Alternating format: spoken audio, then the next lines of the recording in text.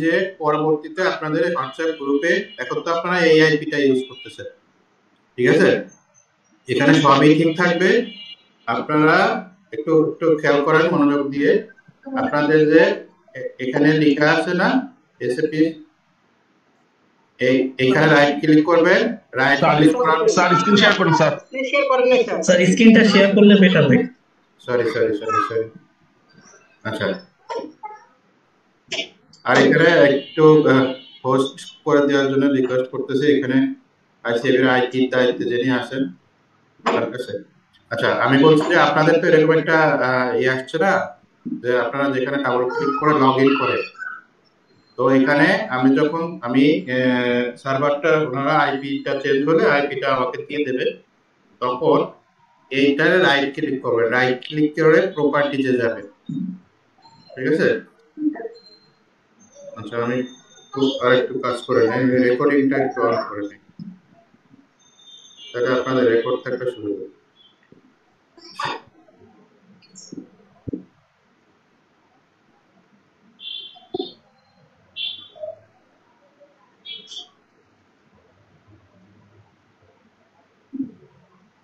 আচ্ছা, আমি যেটা বলছিলাম যে আমাদের যেহেতু সার্ভারটা আর একটা লোকেশনে গেছে, তো স্বাভাবিকভাবে সেইখানে আইপি আমাদেরকে চেঞ্জ করে নিতে হবে। হ্যাঁ, তো আইপিটা চেঞ্জ করবেন কিভাবে? আপনারা সবকিছু ঠিক থাকবে, কিন্তু এই আইপিটা চেঞ্জ হবে।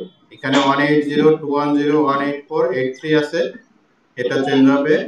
এখানে রাইট ক্লিক করবেন। আপনারা এটা রাইট ক্লিক করার পরে প্রপার্টিজে যাবেন। প্রপার্টিজে গিয়ে এখানে আইপিটা আপনারা এডিট করতে পারবেন। কেমন? জি স্যার, আমি আপনাদেরকে এটারে স্ক্রিনশট দিয়ে দেব আইপি কি হচ্ছে বা এই ক্রেডেনশিয়ালটা কি হচ্ছে।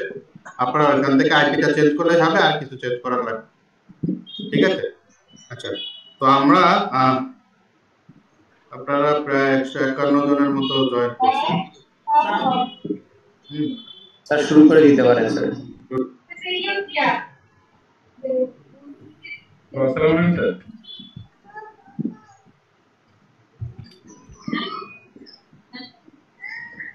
ওয়ালাইকুম আসসালাম। এখানে আইটি কি গত ক্লাসে কিছু ইয়া ছিল যে আজকে দেখানোর কথা ছিল। হ্যাঁ হ্যাঁ, ওটা দিয়ে আমি শুরু করব। আসসালামু আলাইকুম স্যার। স্যার ওগুলোর সাথে যদি আমাদের যে ইন্টারনাল অর্ডার ক্রিয়েশনটা দেখাতেন একটু ভালো হতো।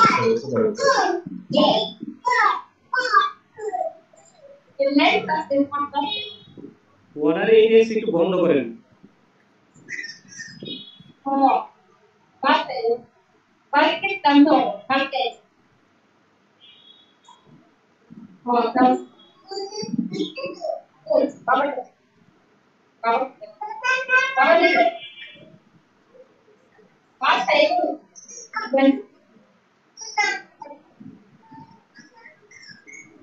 স্যার কে মিউট করে আছে?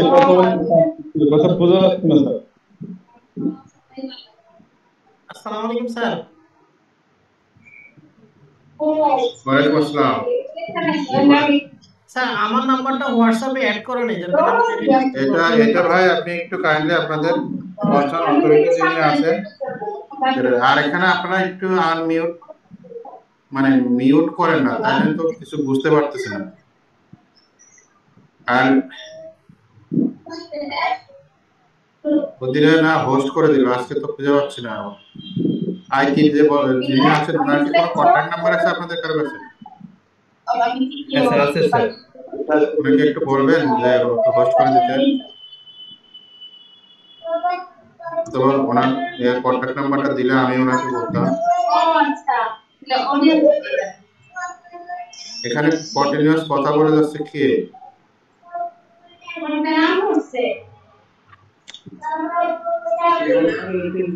উনি কথা বলতেছে। কে কথা বলতেছে?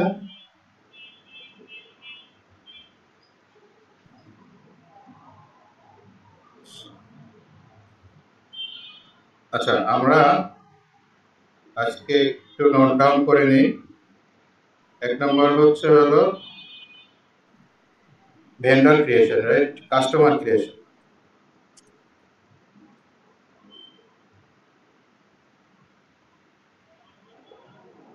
দুই নম্বর হচ্ছে আমরা ভেন্ডর, যেহেতু আজকে অ্যাকাউন্টস পেয়েবল শুরু করব, সেই সাথে ভেন্ডর, তারপরে আবার ইন্টারনাল অর্ডারের ইস্যু আছে।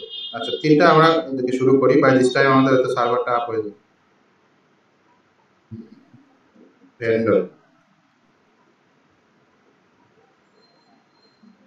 ভেন্ডর ক্রিয়েশন, থার্ড হচ্ছে ইন্টারনাল অর্ডার।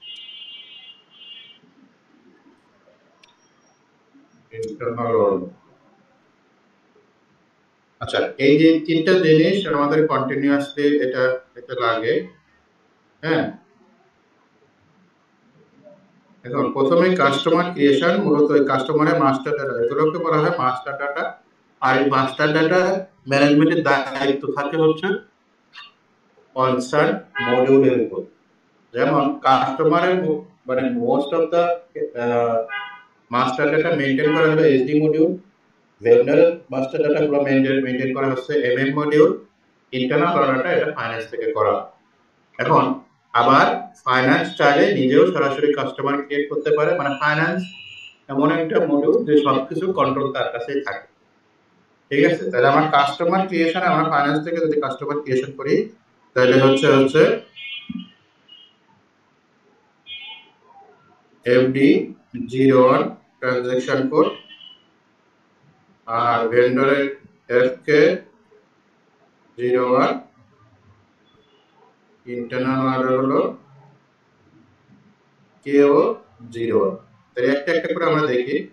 প্রথমে যদি আমি দেখি হচ্ছে কাস্টমার ক্রিয়েশন FD01, রাইট? আপনারা কোথাও না বুঝলে আমাকে টেক্সটে জানান যে এখানে বুঝিনি। আচ্ছা, FD01। এখন FD01 যখন যাব তখন দেখেন এখানে কাস্টমার ক্রিয়েট ইনিশিয়াল স্ক্রিন, এরকম একটা স্ক্রিন আমাদের সামনে আসবে। আমি কোন কোম্পানিতে কাস্টমার ক্রিয়েট করতে চাই, ঠিক আছে, কোন কোম্পানিতে কাস্টমার ক্রিয়েট করতে চাই, লেটস সে 1200 কোম্পানিতে কাস্টমার ক্রিয়েট করতে চাই, 1200।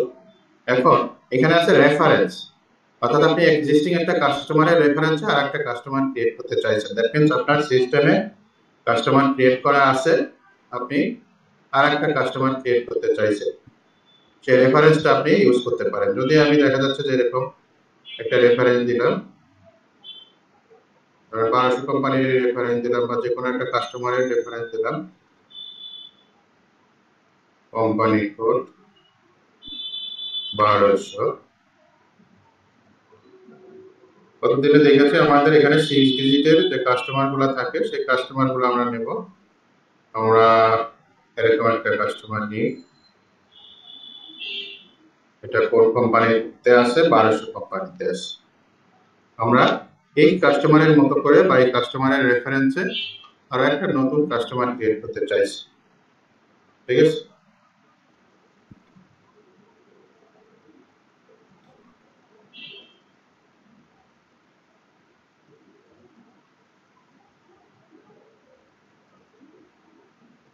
এখন এখানে টাইটেল আছে, এখানে এন্টার দেওয়ার পরে টাইটেল, সেটা কোম্পানি, মিস্টার, মিসেস, অনেক কিছু থাকতে পারে। আর একটা জিনিস মনে রাখতে হবে যে এখানে আমার যে নামটা থাকবে, যদি তাকে চেক ইস্যু করতে হয় তাহলে চেকের মধ্যে সেই নামটা চলে আসবে। জন্য আমরা চেষ্টা করব তার চেকের সাথে, কারণ কোনো কারণে তাকে যদি ওকে চেক ইস্যু করতে হয়, সিস্টেম থেকে যখন চেকের প্রিন্ট করা হবে তখন সিস্টেমে যে মাস্টার ডেটা মেনটেন করা থাকবে, অর্থাৎ ভেন্ডর বা কাস্টমারের যে নাম দেয়া থাকবে সিস্টেমে, সেই মাস্টার ডেটা অনুযায়ী চেকের উপর নাম আসবে। তো আমাদের চেকের উপর যদি নামে ভুল হয় তাহলে স্বাভাবিকভাবেই কি হবে, চেক ডিজনার একটা পসিবিলিটি থেকে যায়। এর জন্য আমরা নামটা সুন্দর করে লিখব। এখন মনে করেন এরকম একটা কাস্টমার লিখলাম,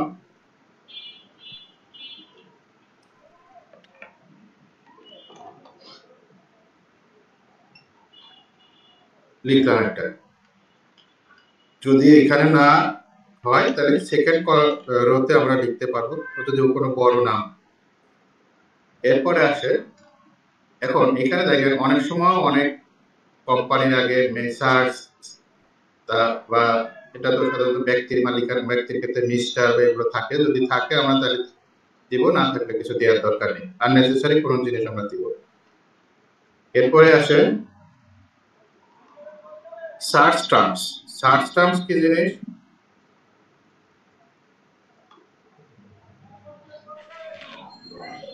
অর্থাৎ ইন ফিউচারে, হ্যাঁ, আচ্ছা, ইন ফিউচারে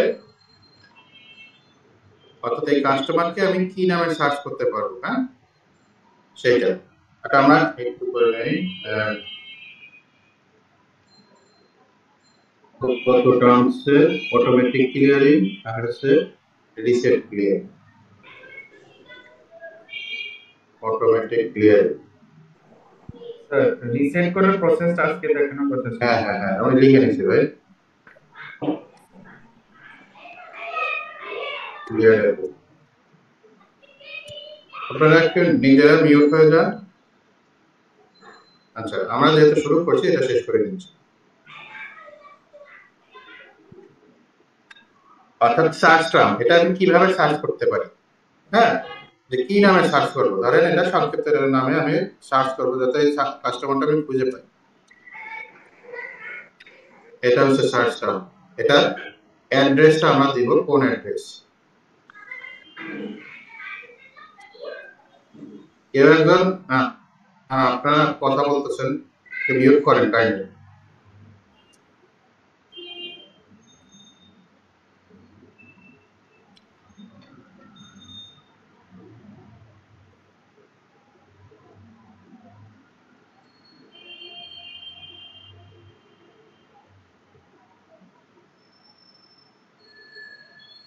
এখানে অ্যাড্রেস গুলো লিখবো, এখানে স্ট্রিট হাউস নাম্বার, এখানে হাউস নাম্বার আছে, এখানে পোস্টাল কোড, তারপরে এটা হচ্ছে city, country Bangladesh, post box, অনেক কিছু আছে। যতদূর ইনফরমেশন আমাদের জানা থাকে ততদূর ইনফরমেশন আমরা এখানে বসাবো। এখানে language, telephone number, mobile number, email, হ্যাঁ, তারপরে তার স্ট্যাটাস, কমেন্টস, কোনো কিছু যদি আপনারা লিখতে চান সব ডিটেল এখানে লিখতে পারবেন।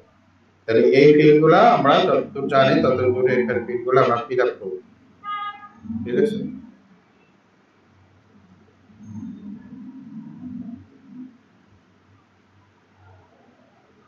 আমিও বেশি ফিল আপ করলাম না।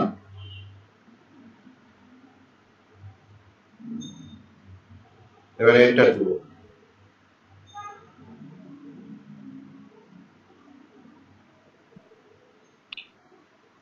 এন্টার দিলে এখানে কি চায়, নেক্সট চলে গেল। এখানে আমরা সেভ করে দিব,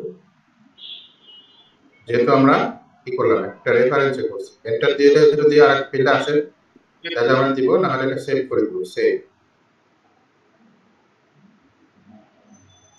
এখানে দেখেন একটা অটোমেটিক নাম্বার পড়ে গেছে, অর্থাৎ লাস্ট যে নাম্বারটা সেই নাম্বারটা পরে আর একটা নাম্বার এখানে তৈরি হয়ে গেছে, ঠিক আছে?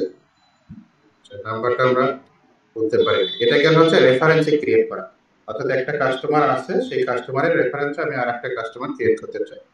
আপনারা চাইলে রেফারেন্স ছাড়া ক্রিয়েট করতে পারবেন। এখানে যদি আমি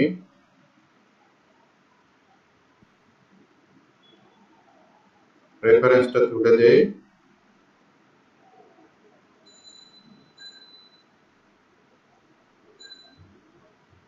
অ্যাকাউন্ট বল, স্যার আপনাকে পোস্ট করে দেওয়া হয়েছে। কে ভালো কাজ করছে, তাহলে আমি একটু শেষ করে নিই।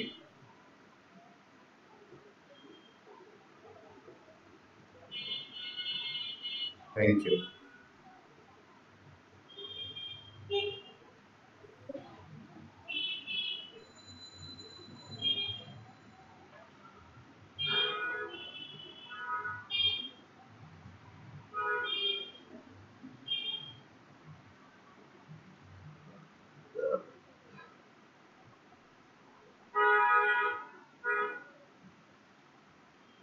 আমি একটু আমাদের আইটির সাথে কথা বলতেছি, একটু মিউট থাকছে।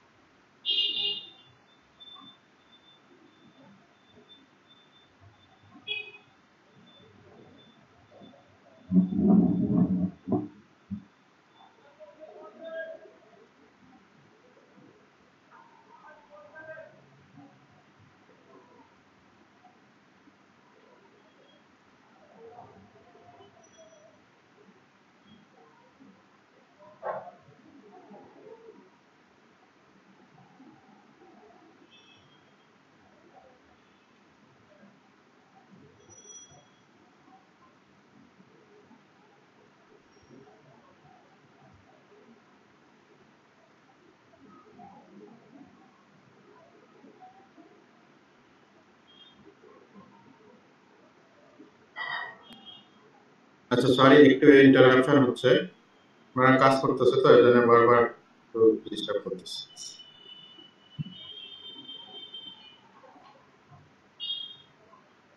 আচ্ছা, আমরা ছিলাম হচ্ছে কাস্টমার ক্রিয়েশনে। হ্যাঁ, আপনারা কি দেখতে পাচ্ছেন? এটা স্ক্রিন দেখতে পাচ্ছি।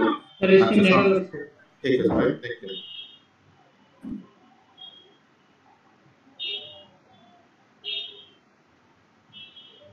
আচ্ছা, এবার আমরা কোনো একটা রেফারেন্সে, এখন দেখেন আপনি যদি সম্পূর্ণ নতুন কাস্টমার ক্রিয়েট করতে চান তাহলে আপনি রেফারেন্স কি দেবেন, তাই না?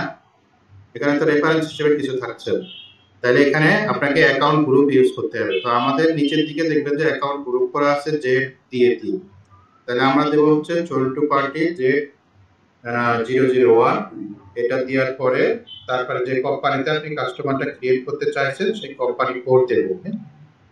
এই কোম্পানি কোড দিবেন, অর্থাৎ আমরা কোনো রেফারেন্স, উইদাউট রেফারেন্স সে আমরা কাস্টমার কোড ক্রিয়েট করতে চাই। এবার এটাকে এন্টার করব, আগের মতো এই স্ক্রিন গুলো চলে আসবে। ঠিক আছে, এবার আমি অন্য একটা নাম দিলাম। ঠিক আছে, আমি আইসিএবি দিলাম, সার্চ সাইটে, আর কাস্টমারের নাম আইসিএবি দিলাম। এখানে কারণ বাজার,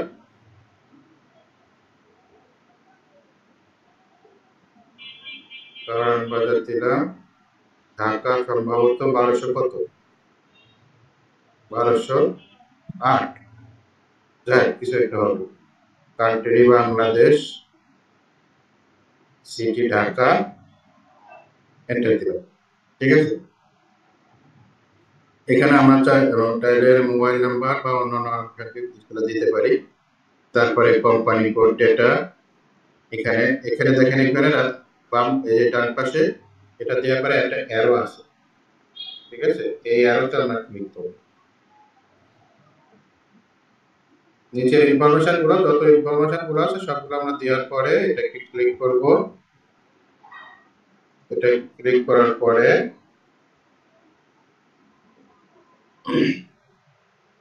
আরেকটা স্ক্রিন আসবে, এখানে আসছে কন্ট্রোলিং। এখানে vendor, trading partner, authorisation group, corporate group, অনেক ধরনের ইনফরমেশন এখানে দেওয়া যায়। VAT registration number, country code, city code. তো আমাদের এগুলো দরকার নাই, এগুলো আমরা স্কিপ করে যাব। তারপরে নেক্সট যাব। নেক্সটে এটা হচ্ছে আমার mandatory রিকন account. What is রিকন account? রিকন account বলতে বোঝাচ্ছে যে রিকনসিলিয়েশন অ্যাকাউন্ট। দ্যাট মিন্স কাস্টমারের, আমি তো কাস্টমার কোডে ট্রানজাকশন করব, তাহলে কাস্টমার কোডে যদি আমি ট্রানজাকশন করি তাহলে আসলে কি হবে, কাস্টমারের সমস্ত ব্যালেন্স আমার কোথায় যায় অ্যাকুমুলেটেড হবে, সেটাকে বলা হচ্ছে রিকনসিলিয়েশন অ্যাকাউন্ট। যেমন কাস্টমারের সাথে যে ট্রানজাকশন হয় সেটা আমাদের কোথায় যায়, অ্যাকাউন্ট রিসিভেবল, এখানে সেটাই হচ্ছে রিকনসিলিয়েশন অ্যাকাউন্ট। তাহলে আমরা এখানে রিকনসিলিয়েশন অ্যাকাউন্ট দেব। দেখেন এখানে আছে অ্যাকাউন্ট রিসিভেবল ডোমেস্টিক, যেহেতু আমি ডোমেস্টিক কাস্টমার খুলতেছি এখানে আমাদের রিকনসিলিয়েশন অ্যাকাউন্টগুলো আগে থেকেই ক্রিয়েট করা থাকবে। এখান থেকে আমি শুধু এই কাস্টমারের সমস্ত ব্যালেন্স কোথায় যায় রিকনসাইল হবে বা অ্যাকুমুলেটেড হবে, account receivable. Account receivable domestic ছিলাম। আর একটা হচ্ছে সর্ট কি, অর্থাৎ আমি কাস্টমারকে যখন সর্টিং করব তখন আসলে কম্পোস্টারের লাইন আইটেম গুলো যখন সর্টিং করব তখন এখানে কি করব, পোস্টিং ডেট অনুযায়ী করব। এটা সাধারণত সবাই পোস্টিং ডেট অনুযায়ী করে। সর্ট কি হচ্ছে 001 পোস্টিং ডেট। এই দুটো ইনফরমেশন এখানে ম্যান্ডেটরি।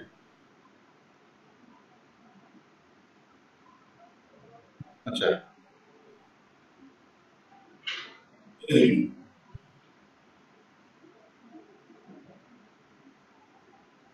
আগেরটা কেন রিকনসিলিয়েশন অ্যাকাউন্ট দেওয়া লাগলো না, কারণ আগেরটা আমি একটা রেফারেন্সে বুঝলাম, সেইটার যে রিকনসিলিয়েশন অ্যাকাউন্ট ছিল ওই কাস্টমারের রিকনসিলিয়েশন অ্যাকাউন্ট একই, ঠিক আছে।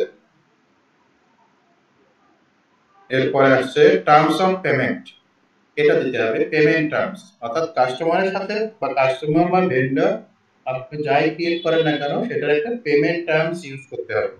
অর্থাৎ আপনার ইনভয়েস ডেট থেকে তাকে কত দিনের মধ্যে আপনি তাকে পেমেন্টটা দিবেন, অর্থাৎ তার পেমেন্টের ডিউ হবে কতদিন পরে, সেরকম একটা টার্মস। এখানে আমাদের দেখি আমরা কি কি পেমেন্ট টার্মস আছে। এই পেমেন্ট টার্মস এখানে দেখেন আমাদের নিচের দিকে আছে 7 দিন, 15 দিন, হ্যাঁ, অর্থাৎ ইনভয়েস ডেট থেকে 7 দিনের মধ্যে তার ইনভয়েস ডেট থেকে 7 দিন পরে তার পেমেন্টটা ডিউ হবে, 15 দিন পরে ডিউ হবে। এটা হচ্ছে আপনার বিজনেস এগ্রিমেন্টের উপর ডিপেন্ড করতেছে। লেটস ধরলাম কাস্টমারকে যদি 30 ডেজের ক্রেডিট দেই তাহলে সে কি হবে, ইনভয়েস ডেট থেকে 30 ডেজ পরে সে ওই ইনভয়েসের পেমেন্টটা ডিউ হবে, তখন সে এটাকে আমরা ক্লেম করতে পারবো। তাহলে আমরা এটা দিয়ে দিলাম, ঠিক আছে।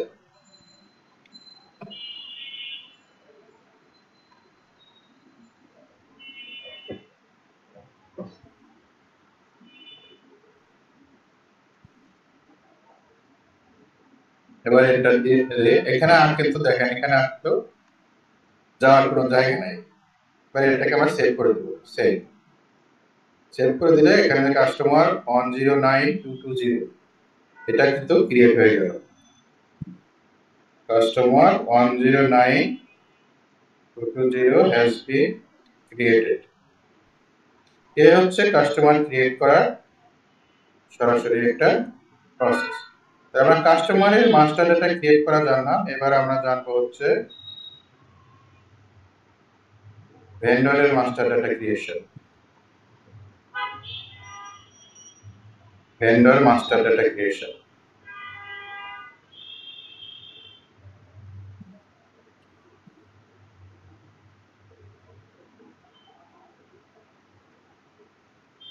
FK01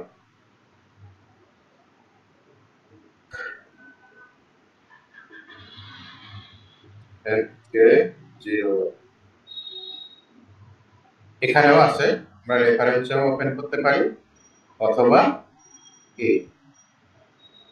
সরাসরি রেফারেন্স ছাড়াও আমরা ক্রিয়েট করতে পারি। কেমন? তাহলে আমরা যদি রেফারেন্স ইউজ করি, এখানে ভেন্ডরের কোডগুলো অটোমেটিক হবে, ঠিক আছে? কারণ আমাদের এটা সবগুলো ইন্টারনাল নাম্বার। কারণ আমি কি নাম্বার কত নাম্বার ক্রিয়েট করেছি এটা তো একটা ম্যানুয়ালি মুখস্থ রাখা সম্ভব নয়। তাই জন্য আমরা এখানে ইউজ করবো হচ্ছে ইন্টারনাল সিস্টেম, একটার পর একটা ক্রিয়েট করতে থাকবে। এই জন্য এখানে ভেন্ডরের কোনো কিছু দেওয়ার দরকার নেই। তাহলে কোন কোম্পানিতে আমি ক্রিয়েট করবো, লেটস সে ডেভেলপমেন্ট কোম্পানিতে ক্রিয়েট করবো। এবার ভেন্ডরের অ্যাকাউন্ট গ্রুপ থাকে, ঠিক আছে? অ্যাকাউন্ট গ্রুপ এখানে দেখবেন যে আমাদের পুরো সব জেএম দিয়ে শুরু আছে। এখন আমরা কি কোন টাইপের ভেন্ডর খুলবো, এখানে অনেকগুলো টাইপের ভেন্ডর আছে। Service, sales, supplier, bank, supplier other domestic, supplier other foreign, service, courier transport, food supplier domestic, ঠিক আছে? এমপ্লয়ি ভেন্ডর, অনেক ধরনের এখানে ভেন্ডরের গ্রুপ আছে। তা আমরা যদি এখন ধরেন সি&এফ এজেন্ট নামে একটা ভেন্ডর ক্রিয়েট করতে চাই, সি&এফ এজেন্ট, তাহলে সি&এফ এর গ্রুপ দিলাম। এবার এটাকে আমি ধরেন রেফারেন্সে করতেছি না, আমি সরাসরি করতেছি, তাহলে এখানে একটা ভেন্ডরের গ্রুপ দিব। এখানে মূলত এই দুটো ইনফরমেশন দিব, যেহেতু আমি রেফারেন্স ইউজ করতেছি না। আচ্ছা, আর রেফারেন্স ইউজ করলে কি হবে, রেফারেন্স ইউজ করলে এখানে একটা ভেন্ডর দিতে হবে যে গোত্রের বা একই গ্রুপে কোন ভেন্ডরটা আছে সেই ভেন্ডরের কোড দিতে হবে, এবং সেই ভেন্ডরটা কোন কোম্পানিতে ক্রিয়েট করা আছে সেই কোম্পানিতে দিতে হবে। তাহলে কি হবে, অলমোস্ট সমস্ত ইনফরমেশন সে কপি করে নেবে ভেন্ডর থেকে, বাট আমরা নাম, অ্যাড্রেস, ফোন নাম্বার এইগুলা বেসিক জিনিসগুলা চেঞ্জ করে দিলেই হবে। তাহলে আমরা রেফারেন্স ছাড়াই যাচ্ছি, এন্টার দিলাম। এখানে ধরেন আগের মতো করে একটা করলাম। আচ্ছা, এটা তো সি&এফ এজেন্ট, তাহলে সি&এফ এজেন্টে আমরা দিলাম হচ্ছে টেক্সমার্ট। টেক্সমার্ট সি&এফ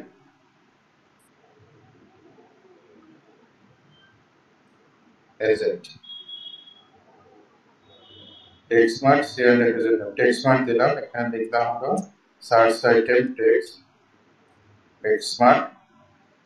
এটা দিলাম হচ্ছে হায়দ্রাবাদ সিটিসি, অথবা যদি তারা হেড অফিস থাকে ঢাকায়,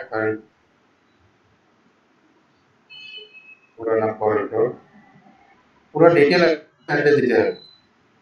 আর ভেন্ডরের প্যাডের মধ্যে তার ডিটেল অ্যাড্রেস দেওয়া থাকে।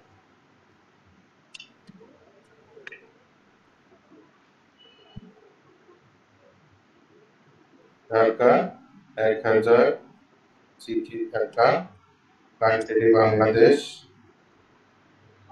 এখানে তার আরো ডিটেল আছে, আমরা এখানে তার ফোন নাম্বার বা আনুষঙ্গিক অন্যান্য অনেক কিছু দিতে পারি। এন্টার দিলাম, এন্টার দিলে এরকম অনেক ইনফরমেশন এখানে আছে, তার ট্যাক্স নাম্বার, ভিন্ন ভিন্ন অনেক কিছু আছে।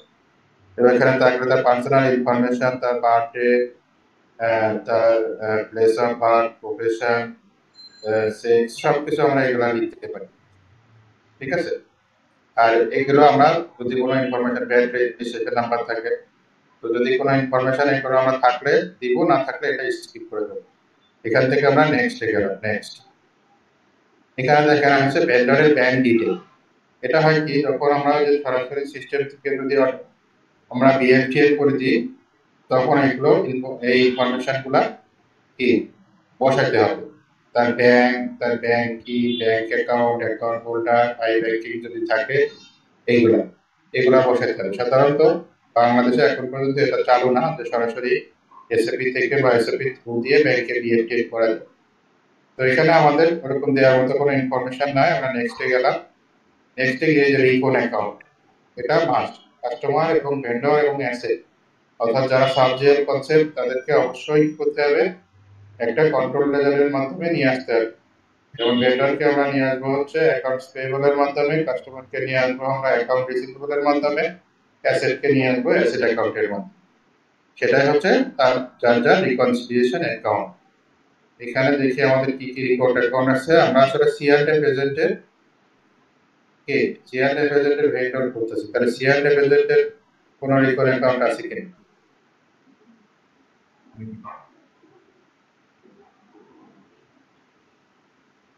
Service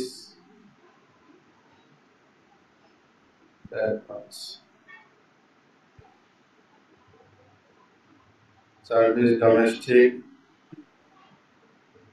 accounts payable for goods domestic, service domestic। আমরা এটা সার্ভিস ভেন্ডর হিসেবে সার্ভিস ডোমেস্টিক এর মধ্যে দিয়ে দিতে, সিএনএফ এর জন্য নির্দিষ্ট কোনো রিকনসিলিয়েশন অ্যাকাউন্ট নাই। তাহলে আমরা একটা সার্ভিস ডোমেস্টিক দিয়ে দিলাম, যে এটা ডোমেস্টিক এর মধ্যে থাকবে। শর্ট কি দেব 001, অর্থাৎ পোস্টিং ডেট। ওকে, এখানে এই দুটো ইনফরমেশন আমাদের মাস্ট দিতে হবে।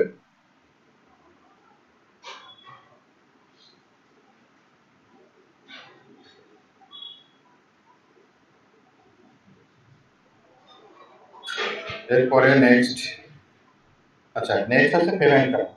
অর্থাৎ সাপ্লায়ার বা ভেন্ডর যখন আপনাকে বিল সাবমিট করবে, বিল সাবমিট করার কতদিন পরে সেই পেমেন্টটা ডিউ হবে, বিল সাবমিট করার কতদিন পরে সেটা পেমেন্টটা ডিউ হবে। পেমেন্ট টার্মগুলো আপনাদের আগে থেকেই ক্রিয়েট করা থাকতে হবে। এখন আমাদের নিচের দিকে আছে এরকম পেমেন্ট টার্ম 7 দিন, 15 দিন, 10 দিন। আমরা দিলাম হচ্ছে 15 দিন, অর্থাৎ সে বিল সাবমিট করার পরে তার 15 দিন পরে তার এই বিলটা ডিউ হবে, তখন আমরা পেমেন্টের চিন্তা ভাবনা করব। এখন এই হচ্ছে পেমেন্ট টার্ম দিলাম। আরেকটা জিনিস এখানে খুবই ইম্পর্টেন্ট, সেটা হচ্ছে চেক ডাবল ইনভয়েস। এটাকে মার্ক করা, চেক ডাবল ইনভয়েস। এটা দিলে কি হবে আর না দিলে কি হবে? এটা দিলে হবে যে আপনি ভুল করে হোক, অর্থাৎ ইন্টেনশনালি হোক, আর আপনার মানে আপনি ইচ্ছাকৃত ইচ্ছাকৃত যেভাবেই হোক, আপনি যদি মনে করেন যে না আমি একটা বিল ডাবল পোস্টিং দিব, ডাবল পোস্টিং দিয়ে এটা যদি আপনি মনে করেন, আপনার যদি কোনো ধরনের কোনো অসৎ উদ্দেশ্য থাকে, সেটা যদি আপনি দেখা যাচ্ছে একই ভুল দুইবার এন্ট্রি করে আপনি কোনো কারো বিল পাস করে নেবেন, এরকম হতে পারে। অথবা আপনি ভুলে দেখা যাচ্ছে যে আপনি আগে যখন এন্ট্রি করেছেন তখন কোনো কিছু নোট লিখেন না, পরবর্তীতে আসছে। যেমন এরকমও হতে পারে যে আপনার সাপ্লায়ার বা ভেন্ডর বা যে কেউ আপনাকে একই বিল দুবার সাবমিট করতে পারে, ঠিক আছে?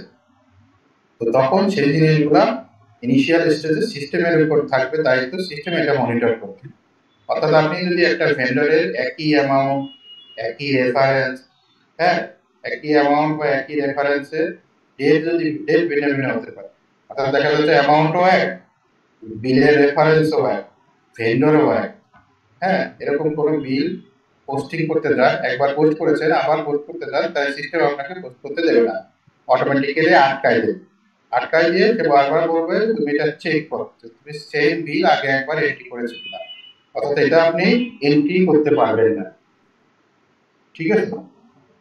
কারণ বিলটা ডুপ্লিকেট, অর্থাৎ ডুপ্লিকেট বিল যাতে সিস্টেম ট্রেস করতে পারে বা সিস্টেমকে সেই কন্ট্রোলটা দেওয়া হয়, তার জন্য আমাকে এখানে চেক ডাবল ইনভয়েস এটা অবশ্যই ঠিক করতে হবে, এটা মার্ক করে দিতে হবে। তাহলে আপনি ইচ্ছা করে হলেও একই ইনভয়েস দুইবার করতে পারবেন না।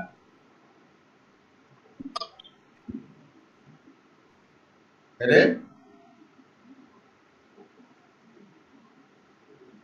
এটা দিলাম আর এই পেমেন্টটা করে দিলাম। আচ্ছা এর নিচে আরো অনেক ইনফরমেশন আছে, সব ইনফরমেশন আসলে দরকার নেই। দেখেন এখানে কি আছে, চেক ক্যাশ টাইম, তারপরে পেমেন্ট মেথড, অর্থাৎ তাকে কোন মেথডে আপনি পেমেন্ট দেবেন, alternative payment, payment block, period payment, house pay, অর্থাৎ নির্দিষ্ট করে দেওয়া। তো আমরা আসলে কোনো কিছু নির্দিষ্ট করে দিতে চাইছি না যে এই ভেন্ডরকে আমি এই মেথডে পেমেন্ট করতে চাই বা এই মেথডে পেমেন্ট করতে চাই, ঠিক আছে? এটা হয়ে গেল, এবার আমরা আবার নেক্সটে যাব। দেখেন ডানিং প্রসিডিউর আছে, যেটা কাস্টমারের জন্য প্রযোজ্য, এখানে কিছু নাই। উইথহোল্ডিং ট্যাক্স, এটা একটা বেনিফিট, অর্থাৎ আপনি যে ভেন্ডরটা ক্রিয়েট করতেছেন সেই ভেন্ডরের নেচার অনুযায়ী ভেন্ডারের ক্যাটেগরি অনুযায়ী তার উপর ট্যাক্সের কোন স্ল্যাবটা প্রযোজ্য। এখন এখানে আমাদের হচ্ছে সিআরডি বেজে, সিআরডি বেজেতে যে কমিশন আমরা দেই, কমিশনের উপর আমার উইথহোল্ডিং ট্যাক্স হয় 10%। হ্যাঁ, তাহলে আমরা সেই উইথহোল্ডিং ট্যাক্সটা এখানে অ্যাপ্লাই করে দিই। উইথহোল্ডিং ট্যাক্স বি, বাংলাদেশের ট্যাক্স, এর মধ্যেই থাকবে ক্যাটেগরি। এখানে আবার উইথহোল্ডিং ট্যাক্স টাইপ ও এখানে আপনাকে বসাই দিতে হবে যে এটার মধ্যে উইথহোল্ডিং ট্যাক্স টাইপ কি আছে। এখানে দেখেন অফিসের মধ্যে পড়ছে উইথহোল্ডিং ট্যাক্স আছে, consultancy service, salary, certification, interest. এর বাইরেও অনেক আগে করা এই ক্যাটাগরিগুলোর বাইরেও থাকতে পারে। Motor shipping, shipping agent, rent, এটা কি শিপিং এজেন্ট নাকি জানেন না। তারপরে ক্লিনিং সার্ভিস, মিটিং, কমিশন, অনেকগুলো এর মধ্যে দেয়া আছে। তো এটার মধ্যে যে গ্রুপের মধ্যে পড়ে সেটা আমরা দিই। কনসালটেন্সি সার্ভিসের মধ্যে পড়ে না, সাপ্লায়ার গুডস এর মধ্যে পড়ে না, আমরা শিপিং এজেন্টের মধ্যে দিয়ে দিই। তারপরে উইথহোল্ডিং ট্যাক্স, এখানে এটার যে ট্যাক্স সেই ট্যাক্স ক্যাটাগরি উল্লেখ করব। আবার যদি ট্যাক্সের এক্সাম্পশন থাকে সেটা আমরা বসাতে পারবো। এবার এখানে এন্টার দিলে যে ডাটাকে আপনি সেভ করতে চান তাহলে আপনার সেভের অপশন আসবে, আমরা সেভ করব।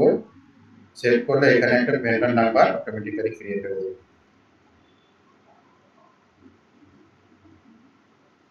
এই হচ্ছে আমাদের ভেন্ডর নাম্বার ক্রিয়েশন। আর যদি রেফারেন্সে ক্রিয়েট করি তাহলে আমার এত ইনফরমেশন দেওয়া লাগবে না, শুধু নাম, ঠিকানা, অ্যাড্রেসটা বসাইলেই হবে।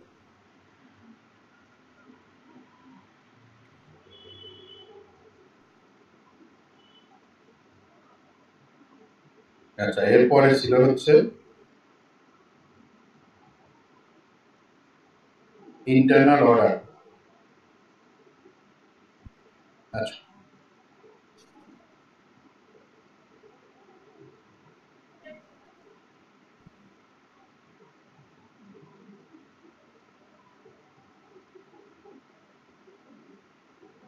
ইন্টারনাল অর্ডার হচ্ছে কেও 0। এখন ইন্টারনাল অর্ডার কি জিনিস? ইন্টারনাল অর্ডারের কাজ আমরা করেছি যে আমরা গাড়ি, যে কোনো আমরা এখানে গাড়ির ক্ষেত্রে ইন্টারনাল অর্ডার ইউজ করেছি এবং ইন্টারনাল অর্ডারের টাইপটা হচ্ছে যে ভিইএস, ভেহিকেল।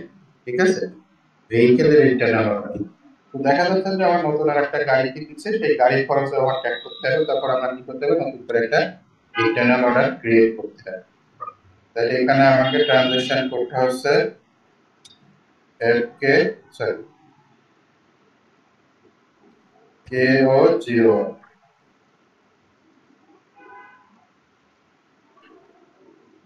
এখানে create internal order, order type, order type আমরা কি বলেছি, এই হচ্ছে আমাদের order type SVES, internal order for vehicle, internal order for vehicle, এটা মাত্র। এখানে আমি আবার চাইলে কোন একটা অর্ডারের রেফারেন্স এখানে দিতে পারি, আমরা চাইছি না রেফারেন্স দিতে সরাসরি। তাহলে অর্ডার টাইপটা বসাবো, বসানোর পরে এন্টার দিব। আপনারা চাইলে রেফারেন্স ক্রিয়েট করতে পারেন, এখানে চাইলে এটা এই তাহলে এক্সিস্টিং একটা গাড়ির রেফারেন্সে আর একটা গাড়ি ক্রিয়েট করতে হবে।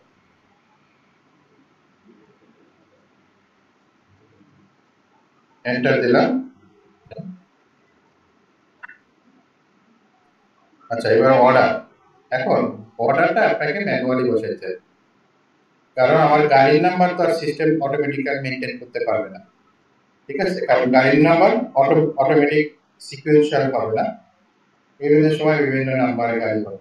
ঠিক আছে, তাহলে আমরা এখানে গাড়ির নাম্বার দিলাম, ধরেন এরকম একটা গাড়ি দিলাম, ঢাকা মেট্রো 37 সিরিয়াল দিলাম,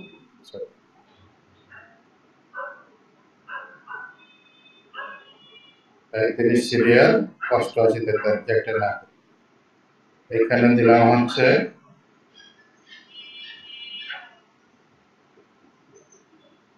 প্রাইভেট কার ঢাকা মেট্রো 37 সিরিয়ালে 88 43 ব্র্যাকেটে এটা ইউজার লিখে রাখলাম ঠিক আছে। এবার এটা কোন কোম্পানিতে আমি ক্রিয়েট করব সেই কোম্পানি কোডটা আমরা দিব, বিজনেস এরিয়া থাকবে দিব, প্ল্যান থাকবে দিব। আচ্ছা প্ল্যান হচ্ছে আমার কোম্পানির প্ল্যান হচ্ছে 1200, কারণ আমার কোম্পানি কোডের সাথে মিল রেখে প্ল্যান, এটা প্ল্যান দিলেও হয় না দিলেও। মেইন হচ্ছে আমাদের যে অবজেক্টিভ যে ক্লাসটা, আসলে অবজেক্টিভ কোন ক্লাসটা আমরা এখানে বসাবো সেটা দেখেন। এখানে ইন্টারনাল অর্ডার কি কি ইন্টারনাল অর্ডার আছে, এটা হচ্ছে overhead, production, profit analysis, investment. অর্থাৎ investment internal order, overhead internal order, production internal order. প্রোডাকশনের জন্য অর্থাৎ প্রোডাকশনের জন্য যদি আমরা যে অর্ডারটা ইউজ করি সেটা হচ্ছে প্রোডাকশন ইন্টারনাল অর্ডার। আমরা এখন করব হচ্ছে কস্ট ট্র্যাকিং এর জন্য। কস্ট ট্র্যাকিং এর জন্য আমরা ইন্টারনাল অর্ডার ইউজ করব, সেটাকে বলা হচ্ছে ওভারহেড। ঠিক আছে। এবার এখানে প্রফিট সেন্টার আছে, রেসপন্সিবল কস্ট। আপনি যদি এটাকে ফিক্সড করে দেন যে হ্যাঁ এই ইন্টারনাল অর্ডারে, যেমন এটা সিএফওর গাড়ি, তাহলে এটা অলওয়েজ সিএফওর কস্ট সেন্টারে বুক হবে। আপনি সেই কস্ট সেন্টারটা এখানে রেসপন্সিবল করে দিতে পারেন। ঠিক আছে। এখানে সিএফওর কোন কস্ট সেন্টারে আছে, ধরেন 1200 কোম্পানি, এখানে ফাইন্যান্স বা যে কোনো একটা কমন কস্ট সেন্টারে দিয়ে দিতে পারেন। হ্যাঁ, তো যেহেতু আমার সিস্টেমে এখানে কস্ট সেন্টার, অর্থাৎ এখানে আমরা কস্ট সেন্টারটা অ্যাসাইন করে দিতে পারি যে গাড়ি যে যার তার রেসপেক্টিভ কস্ট সেন্টার অ্যাসাইন করে দিতে পারি, তাহলে সেই কস্ট সেন্টারেই পোস্ট হবে। আরেকটা আছে আমরা কিছু না দিয়ে ফ্লেক্সিবল রাখতে পারি। ফ্লেক্সিবল রাখতে কি হবে, আপনি এন্ট্রি দেওয়ার সময় যখন যে কস্ট সেন্টার আছে তখন সেটা এন্ট্রি করতে পারবেন। ইউজার রেসপন্সিবল, এখানে ইউজারদের রেসপন্সিবল করে দেওয়া যায়, তাহলে এই ইউজারের বাইরে অন্য কেউ এই ইন্টারনালটা ইউজ করতে পারবে না। ঠিক আছে। এই তো মোটামুটি, আরো অনেকগুলো ইনফরমেশন আছে, এত ইনফরমেশন দরকার নেই। আমরা এই দুটা তিনটা ইনফরমেশন আমরা এখানে দিতে পারি। প্রফিট সেন্টার ফিক্সড করে দিতে পারি অথবা ফ্লেক্সিবল রাখতে পারি। ঠিক আছে। প্রফিট সেন্টার ফিক্সড করে দিতে পারি অথবা আবার ফ্লেক্সিবল রাখতে পারি। এরপরে আসে কন্ট্রোল ডেটা। যেমন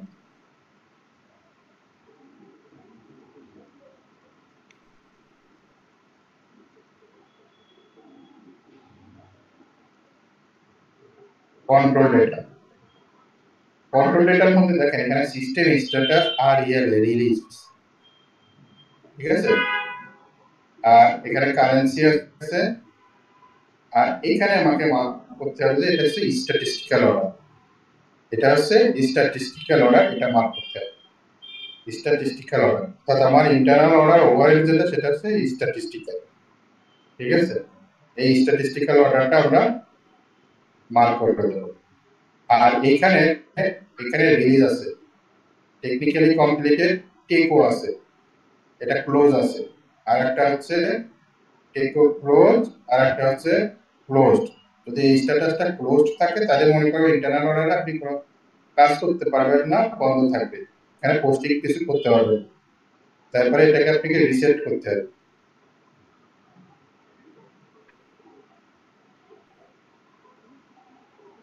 এটাকে এই স্ট্যাটাসে রাখতে হবে, technically completed, release technically completed, এই স্ট্যাটাসে আপনাকে সেট করতে হবে। অর্থাৎ রিলিজ যদি থাকে আর টেকনিক্যালি কমপ্লিটেড, অর্থাৎ যদি কোনো কারণে দেখেন যে আপনার কোনো ইউজার বা কেউ ওই ইন্টারনাল অর্ডারে পোস্ট করতে পারতেছে না, ইরর আসছে, লেখা আসছে যে আপনার এই internal order can not be use, এরকম, তখন আপনি চেক করবেন যে এটার স্ট্যাটাসটা কি আছে। এই কন্ট্রোল ডেটার মধ্যে এটার স্ট্যাটাসটা কি আছে। যদি এটা রিলিজ থাকে তাহলে কিছু করার দরকার নাই, আর যদি রিলিজ না থাকে তাহলে এটাকে রিলিজ করে দিতে হবে। রিলিজ করে এখানে সেভ করে দিতে হবে। তারপরে আছে প্রি এন্ডিং, ক্লোজিং, তারপরে জেনারেল লেটার, ইনভেস্টমেন্ট।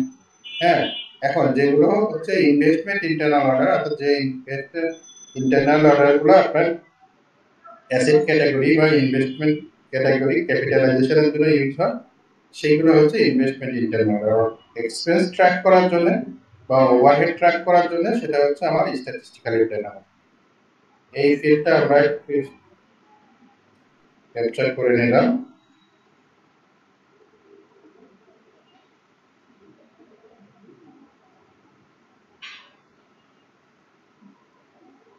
এবার এটাকে সেভ করে দিই।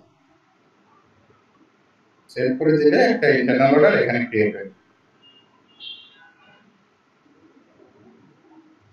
কেমন?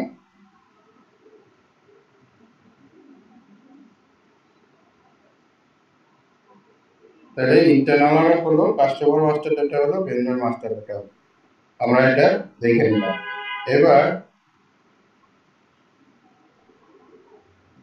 এবার আসছে হচ্ছে অটোমেটিক ক্লিয়ারিং, আর একটা আছে রিসেট ক্লিয়ার আইটেম।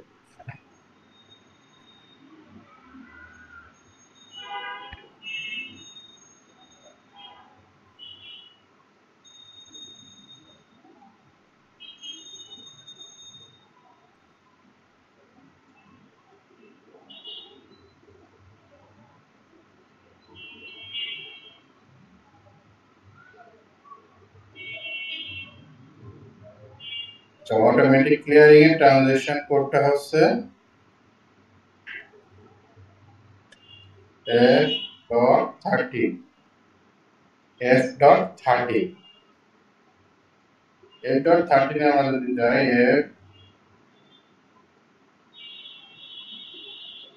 F.13।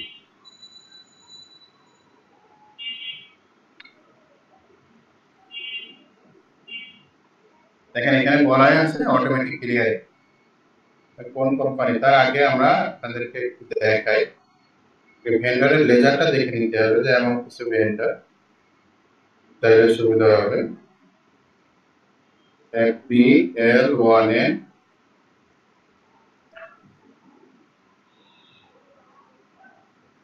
আচ্ছা আমি একটু হোল্ডে রাখতেছি।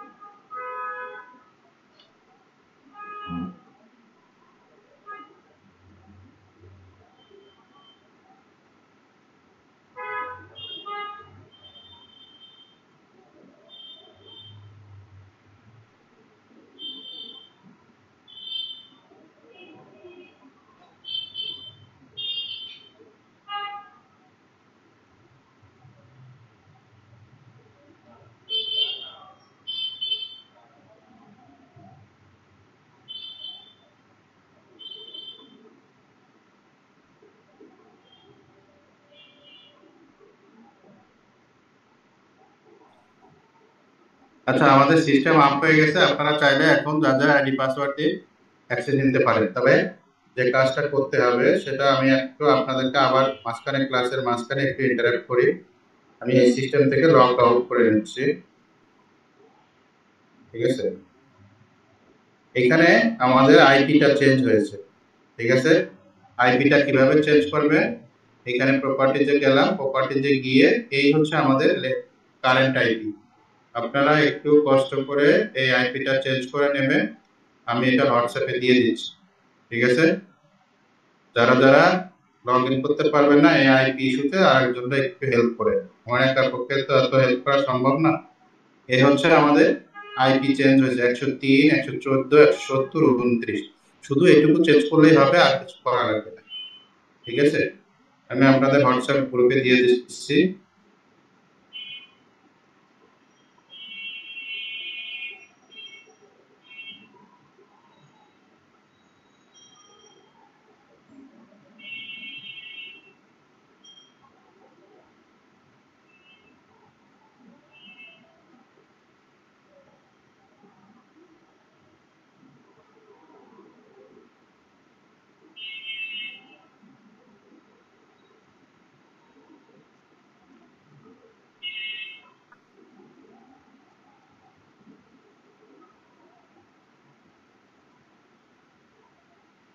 আচ্ছা, আমি এখানেও আইপিটা দিয়ে দিলাম যাতে আমাদের এই নোটের মধ্যেও থাকে।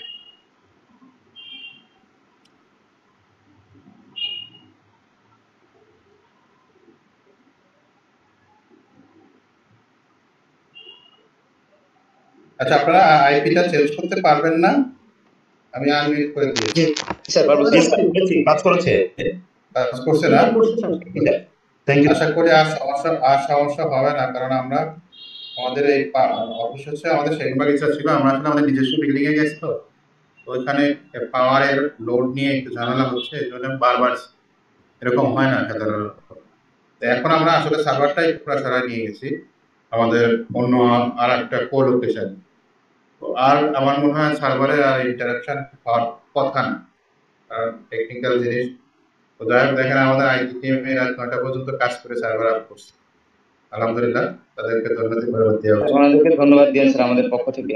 অবশ্যই আপনারা একটু, তাহলে আমি আবার আপনাদের মিউট করে দিচ্ছি। আমার মনে হয় আপনারা পারবেন, না পারলে আপনারা আরেকজনকে একটু গাইড করেন। হ্যাঁ, এটার অ্যাক্সেস আমাদেরকে কতদিন দিবেন স্যার প্র্যাকটিসের জন্য? আমরা 31 মে পর্যন্ত থাকবেন স্যার।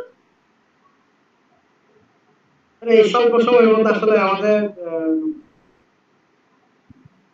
এখন আমাদের তো একটু লিমিটেশন আছে, কারণ আপনাদের একজন দুজন না, 750 জন। তো আপনাদের ক্লাস শেষ হয়ে যাচ্ছে, যদি সবকিছু ঠিক থাকে 15 তারিখে শেষ হয়ে যাবে, ঠিক আছে?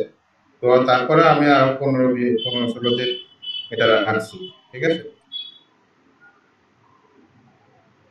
আচ্ছা, অটোমেটিক ক্লিয়ারিং আমরা ছিলাম, অটোমেটিক ক্লিয়ারিং আমি যাই। এখন আমরা নতুন সিস্টেমে, আমরা আগের সিস্টেমে ফেরত দিলাম। আগের সিস্টেমে যেটা আমরা কাজ করতেছিলাম, এখানে আমরা গতদিন একটা ভেন্ডার নিয়ে কাজ করছি, MPL1 এ। সার্ভার স্লো কিনা? সার্ভার ঠিক আছে, ফাস্ট আছে, ভাবছিলাম সার্ভার স্লো হয়ে যায়।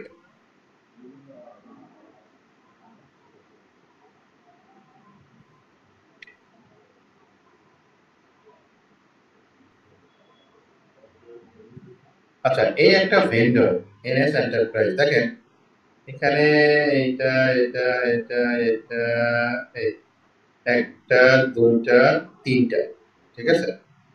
তো এখানে আসলে অটোমেটিক ক্লিয়ারিং এর যে প্রসেসটা, অটোমেটিক ক্লিয়ারিং কখন হবে? যখন সেম অ্যামাউন্ট ডেবিট ক্রেডিট থাকবে, ঠিক আছে? যখন সেম অ্যামাউন্ট ডেবিট ক্রেডিট থাকবে। তো এরকম কোন ভেন্ডর আমরা দেখতেছি না। দেখে আর একটা ভেন্ডর দেখি, সেম অ্যামাউন্ট যদি ডেবিট ক্রেডিট থাকে, এখানে 90 সবই তো পজিটিভ, নেগেটিভ কিছু দেখি না। আচ্ছা, আমরা তারপরে এখানে অটোমেটিক ক্লিয়ারিং কিভাবে পড়ে সেটা আমরা দেখবো। কখন যদি F.13 এ গেলাম, F.13 এ গিয়ে দেখেন এখানে আমার একটা ভ্যারিয়েন্ট করা আছে না, এখানে করাই। আচ্ছা, এখানে কোন কোম্পানি কোড দিব, ফিসকাল ইয়ার দিব, কোন ফিসকাল ইয়ারে, পোস্টিং ডেট, অর্থাৎ এই ক্লিয়ারিংটা কোন ডেটে পোস্টিং হবে। দেখছে আজকের ডেটে পোস্ট হবে, আজকের ডেটে পোস্ট হবে, ঠিক আছে? তারপরে সিলেক্ট কাস্টমার, স্পেশাল যে ট্রানজাকশন, ভেন্ডর, আমরা আসলে কার ক্লিয়ারিং করব, ঠিক আছে? এই টিক কোড দিয়ে আপনি সবকিছুরই অটোমেটিক ক্লিয়ারিং করতে পারবেন। একটা হচ্ছে কাস্টমার, একটা হচ্ছে ভেন্ডর, আর একটা হচ্ছে লেজার। এর বাইরে তো আর কোনো ক্লিয়ারিং নেই, আমার এর বাইরে আছে কাস্টমার, ভেন্ডর আর লেজার। তা আমরা আসলে ভেন্ডরটা দেখি, যে আমি ভেন্ডর ক্লিয়ারিং করতে চাইছি। সিলেক্ট ভেন্ডর স্পেশাল ট্রানজাকশন, অর্থাৎ ভেন্ডরের সেই স্পেশাল ট্রানজাকশন ক্লিয়ার করবে, অর্থাৎ স্পেশাল জিএল এর একটা ব্যালেন্স আছে পজিটিভ 10 লাখ টাকা, নেগেটিভ 10 লাখ টাকা, সেটাও সে ক্লিয়ার করে নেবে। আর একটা হচ্ছে স্পেশাল জিএল যদি আপনি দেন, তাহলে স্পেশাল জিএল ইন্ডিকেটরটা দিয়ে দিতে হবে, কোন স্পেশাল জিএল ইন্ডিকেটরটা সে কাজ করবে। আমরা সাধারণত দেখেছি ভেন্ডরের স্পেশাল জিএল ট্রানজাকশন হচ্ছে আরো অনেক স্পেশাল জিএল ট্রানজাকশন করা যেতে পারে। আমরা যেমন এলসি মার্জিন ট্র্যাক করার জন্য কি রাখি, এলসি মার্জিন তো অ্যাডভান্স হিসেবে থাকে না, তা সেই এলসি মার্জিনটাতে আমরা অ্যাডভান্সেরটা একবারে পেয়ে যাই, তখন আমরা এটাকে আরেকটা স্পেশাল জিএল ইন্ডিকেটর ইউজ করি, এল। স্পেশাল জিএল ইন্ডিকেটরের মধ্যে আমরা যখন ফিল্টার দিই, এল দিয়ে তখন আমরা এলসি মার্জিন কার কত টাকা আছে পেয়ে যাই। আবার আমাদের দৈনন্দিন কাজের জন্য মনে করে আমাদের এমপ্লয়ি হোক অথবা মার্কেটে যারা কাজ করে তাদেরকে অ্যাডভান্স দিতে হয়। তো প্রত্যেকে এই অ্যাডভান্স দিয়ে হতে পারে, অথবা আমি একটা পারচেজ করবো, পারচেজের এগেইনস্টে আইও নিয়ে গেলাম, অ্যাডভান্স নিয়ে গেলাম। তো অ্যাডভান্স এগুলো ট্র্যাক করার জন্য আমরা আরেকটা ইউজ করি ফোর। তো এভাবে আপনারা আপনার যতগুলো ট্র্যাক করতে চান ততগুলো স্পেশালি ক্রিয়েট করতে পারবেন। এটা আসলে কনফিগারেশনের ইস্যু। আর এখন ভেন্ডর, তো ভেন্ডরে আমরা এখানে কি দিব? এখানে ভেন্ডরের রেঞ্জ দিতে পারেন। আপনার ভেন্ডর কত দিয়ে শুরু? মনে করেন আমার ভেন্ডর শুরু হচ্ছে 1 দিয়ে 5টা শূন্য, 6 ডিজিটের আমার ভেন্ডর। তাহলে 1 দিয়ে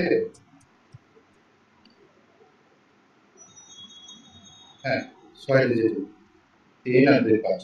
অর্থাৎ এই রেঞ্জের মধ্যে যত ভেন্ডর পড়বে সেটা সে ক্লিয়ার করে নেবে। ঠিক আছে? এখন ক্লিয়ার করার সময় আমার দেখেন আবার একটু ঘোরা থেকে আসি। কোন কোম্পানি আপনি একসাথে চাইলে অনেকগুলো কোম্পানি ক্লিয়ার করতে পারেন। ফিজিক্যাল ইয়ার, কোন ফিজিক্যাল ইয়ার, এখানে assignment phone number, assignment document number তো এত দেওয়া সম্ভব। পোস্টিং ডেটটা দিতে হবে, কোন ডেট, হ্যাঁ কোন ডেট থেকে কোন ডেট থেকে দিতে পারেন, যে এই ডেট থেকে এই ডেটের মধ্যে। অথবা আপনি যদি দিতে চান যে না কোনো ডেট না, হ্যাঁ ডেট রেঞ্জ দিতে পারেন, বা কোনো ডেট না দিলে যত ওপেন আইটেম আছে সবগুলো ক্লিয়ার হয়ে যাবে। অটোমেটিক ক্লিয়ার হবে কোনগুলা? যেগুলা সেম অ্যামাউন্ট ডেবিট এবং সেম অ্যামাউন্ট ক্রেডিট থাকে। আর এটা হচ্ছে কাস্টমারের ফি, এটা হচ্ছে ভেন্ডরের ফি, এটা হচ্ছে জেনারেল লেজারের ফি। তা আমরা ভেন্ডর এটা চুজ করলাম। এরপরে নিচের দিকে আসে পোস্টিং প্যারামিটার, কোন ডেটে পোস্টিং হবে। ক্লিয়ারিং ডেট হচ্ছে এটা, ক্লিয়ারিং ডেট হচ্ছে 4 তারিখ। এবার দেখেন ইনক্লুড, এখানে তো date from the most recent. আপনার ক্লিয়ারিং কি হবে? মোস্ট রিসেন্ট ডেটের গুলো ক্লিয়ার হবে। আপনি এখানে প্যারামিটার ইনক্লুড টলারেন্স, অর্থাৎ আমরা একটা টলারেন্স দিয়ে রাখছি। কোনটা টলারেন্স?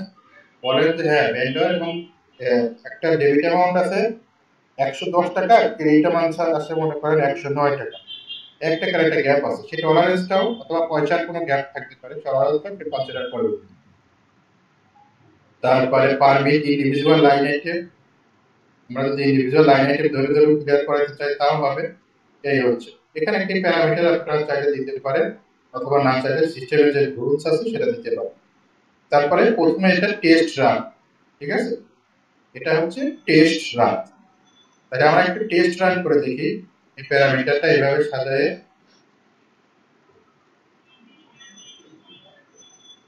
আমরা ভেন্ডরটা নিয়ে গেলাম। সেই সময়তে আমরা কাস্টমার বা জেনারেল লেজার করে দিতে পারি।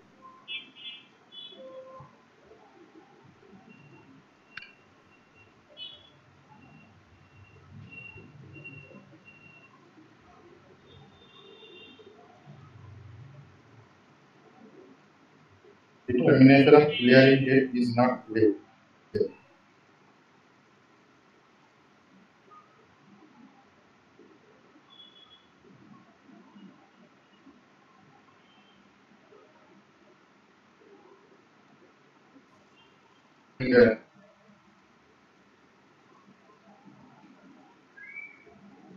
আচ্ছা, এখানে আমরা this is a date from the most recent, এটা আমাকে দিতে হবে, যেহেতু এখানে আমি ক্লিয়ারিং ডেট দিয়ে দিয়েছি। আচ্ছা, টেস্টার এক্সিকিউট করলাম। এখানে দেখেন কোনটা ও ক্লিয়ার করতে পারবে, সেগুলোও এই অ্যাকাউন্টগুলো ও ক্লিয়ার করতে পারবে, তার বাইরেও ক্লিয়ার করতে পারবে। আর আরেকটা ব্যাপারটা হচ্ছে কি, এখানে তো আসলে ধরেন এখানে টেস্টিং ডাটা ভিন্নভাবে দেয়, ও আসলে সেম অ্যামাউন্ট ডেবিট ক্রেডিট পায় না, যেটা পাইছে সেটা ও এখানে বলছে যে এইগুলা ক্লিয়ারিং করা যেতে পারে। এই ভেন্ডরগুলো, এই কোম্পানিতে এই ভেন্ডরগুলো ক্লিয়ারিং করা যেতে পারে, ঠিক আছে? যে অটোমেটিক ক্লিয়ারিং এইগুলা, এই 3টা ভেন্ডরও পাইছে। তাহলে এবার যদি আমরা এই টেস্ট রানটা তুলে দেই, দিয়ে এক্সিকিউট করি, এন্টার দিলাম, ওটা অটোমেটিক এটা ক্লিয়ার হয়ে গেছে, ঠিক আছে? এই 3টা ভেন্ডরই ক্লিয়ার হচ্ছে। এটা খুব সহজ জিনিস, অর্থাৎ যেগুলা সেভেবল ডেবিট এবং ক্রেডিট থাকবে সেগুলা শুধু অটোমেটিক ক্লিয়ার করা যাবে। ঠিক আছে, এরপরে আসেন ম্যানুয়াল ক্লিয়ারিং। আচ্ছা, অটোমেটিক ক্লিয়ারিং আমরা ম্যানুয়াল ক্লিয়ারিং এ করেছিলাম, আর একটা হচ্ছে রিসেট ক্লিয়ারিং, ঠিক না?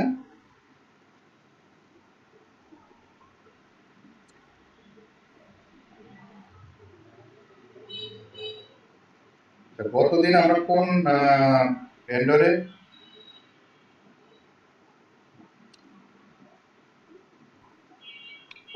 ক্লিয়ারিং করেছিলাম আমরা, মনে আছে? ভেন্ডরটার নাম ছিল কি?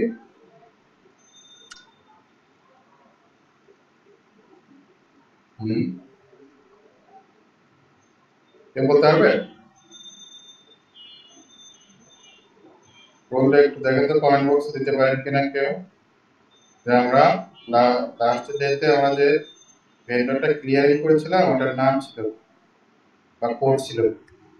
আচ্ছা, এখানে দিতে আমরা করব FB60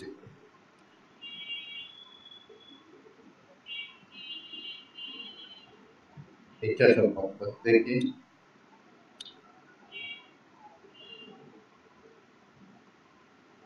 সাইব ইলেকট্রনিক, সাইব ইলেকট্রনিক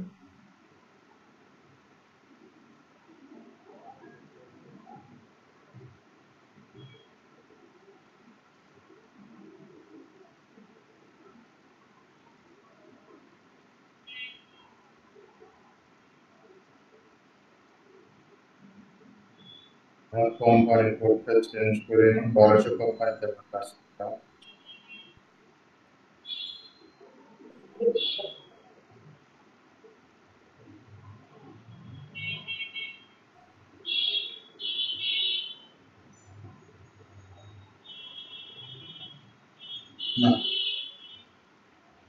না, আমি কেউ না। আচ্ছা, অসুবিধা নেই, আমরা একটা ভেন্ডরের ব্যালেন্স দেখে নিই, কোনটা ক্লিয়ারিং আছে দেখতে পারবো। FBL1 এটা দেখে নিই, ওর মধ্যে কিছু নাই।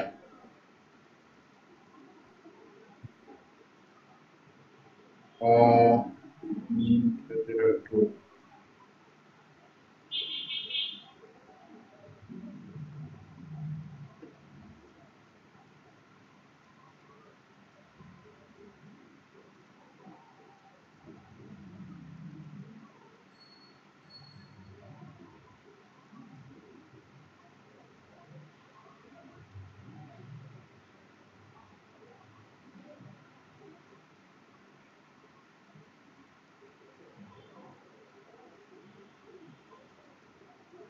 না, এটা আমি ব্যাপার নাই। আচ্ছা, ইসলামিক কমার্শিয়াল ইন্স্যুরেন্সের মধ্যে দেখতে তো সাইয়েদ SAYED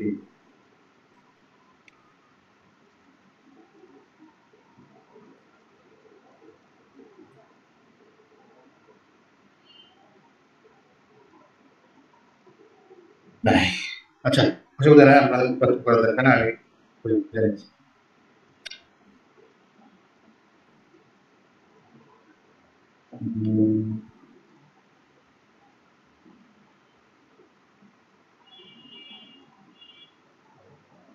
আচ্ছা, এখানে দেখেন NS এন্টারপ্রাইজ নামে একটা ভেন্ডর আছে। এই ভেন্ডরকে ক্লিয়ারিং ডকুমেন্টে আমরা যাই, আমরা আসলে ওপেন আইটেমে না গিয়ে ক্লিয়ার আইটেমে যাই। ঠিক আছে, অর্থাৎ এখানে দেখেন অনেকগুলো ক্লিয়ারিং হয়ে গেছে, এরকম একটা ক্লিয়ারিং ডকুমেন্ট আমরা রিসেট করতে চাই। ভেন্ডর কোড হচ্ছে 120-254। এখন এই একটা ডকুমেন্ট 45,000 টাকা ডেবিট, 45 লাখ টাকা ডেবিট, 45 লাখ টাকা ক্রেডিট হয়ে গেছে। ঠিক আছে, এই ডকুমেন্টটা আমরা এখন দেখেন এখানে একটা ক্লিয়ারিং ডকুমেন্ট নাম্বার করেছে 24 লাস্টে 62। এখন কোন কারণে এটা ক্লিয়ারিং করা আমাদের ভুল হয়ে গেছে, আমরা সেই ভুলটা সংশোধন করতে চাই। এই ভুলটা সংশোধন করার ওয়েটা কি? ভুলটা সংশোধন করার ওয়েটা হচ্ছে ক্লিয়ারিংটা রিসেট করা। এখন এই 45 লাখ টাকার আইটেম দুটো কোথায় আছে? ক্লিয়ার আইটেমে আছে, ঠিক আছে? ওপেন আইটেমে কিন্তু নাই।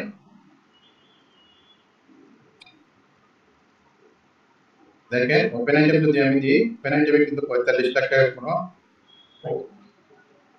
45 লাখ টাকার কোনো ফিগার নাই, 13,500,000 আছে। আচ্ছা 45 লাখ টাকা আরেকটা মাইনাস আছে।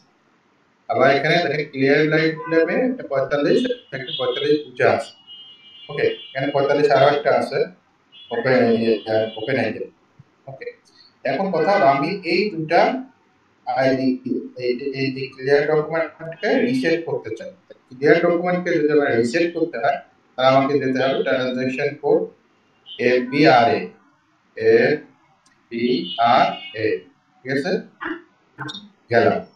এবার ক্লিয়ারিং ডকুমেন্টটা আমাকে দিতে হবে। ক্লিয়ারিং ডকুমেন্টটা হচ্ছে এইটা 6224। এটা কোন কোম্পানি?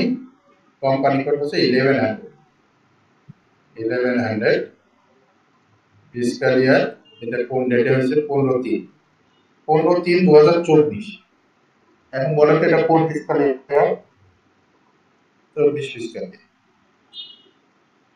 2024। ওকে, তাহলে আমার ক্লিয়ারিং ডকুমেন্টটা দিলাম, কোম্পানি কোড দিলাম, ফিসক্যাল ইয়ার দিলাম 2024, এন্টার দিলাম। ঠিক আছে, এন্টার দিয়ে দেখলাম ঠিক আছে। এখন এইটারে যদি দেখেন এটারে আইটেমটা আমি যদি দেখতে চাই, অথবা এখানে যদি আমি সেভ করে দেই, এটা আইটেমের মধ্যে কি আছে? এই হচ্ছে আইটেম, অর্থাৎ এই আইটেমগুলো কি হয়ে যাবে? রিসেট হয়ে যাবে। অ্যাকাউন্ট কি আছে? এই হচ্ছে অ্যাকাউন্ট ভেন্ডর, আর এই জিএল অ্যাকাউন্টের মধ্যে ট্রানজাকশনটা হবে। এখন এটাকে আপনি কি করবেন? জাস্ট সেভ করে দেবেন, আর কিছু করতে হবে না। তাহলে এটা ক্লিয়ার হয়ে যাবে। এগুলো আপনি দেখে নিতে পারেন যে এগুলোর মধ্যে যে আমি যে কি আছে, এর মধ্যে কি কি কোন আইটেমগুলো আছে এটা দেখে নেবেন। এটা যদি সেভ করে দিলাম, সেভ করে দিলে দেখেন এখানে আছে অপশনটা আছে কি করতে চান আপনি, তিনটা অপশন আছে। একটা আছে only reset and reverse cancel. আমরা আসলে রিভার্স করতে চাই না, আমরা রিসেট করতে চাই। ঠিক আছে, রিভার্স করতে চাই না, রিসেট করতে চাই। ওকে, অনলি রিসেটিং, তার মানে রিসেট করলে ডকুমেন্টটা আবার আগের অবস্থায় ফেরত যাবে। তাহলে দেখেন ক্লিয়ারিং ডকুমেন্ট রিসেট। এবার আমি যদি দেখি যে আমার ক্লিয়ারিং ডকুমেন্টটা এটা আছে কি, এই 45-এর এই দুটো থাকার কথা না, ক্লিয়ারিং এ থাকার কথা না, তাই করে দেওয়ার কথা তার ওপেন আইটেম। দেখি 45টা আছে কিনা, নাই 45-এর কোনো নাই। তাহলে ক্লিয়ারিং ডকুমেন্ট থেকে সে কোথায় চলে গেছে? সে এবার চলে গেছে ওপেন আইটেম। দেখেন ওপেন আইটেমে কিন্তু এই 45 একটা ছিল, এবার কিন্তু 45 আরো একটা আছে।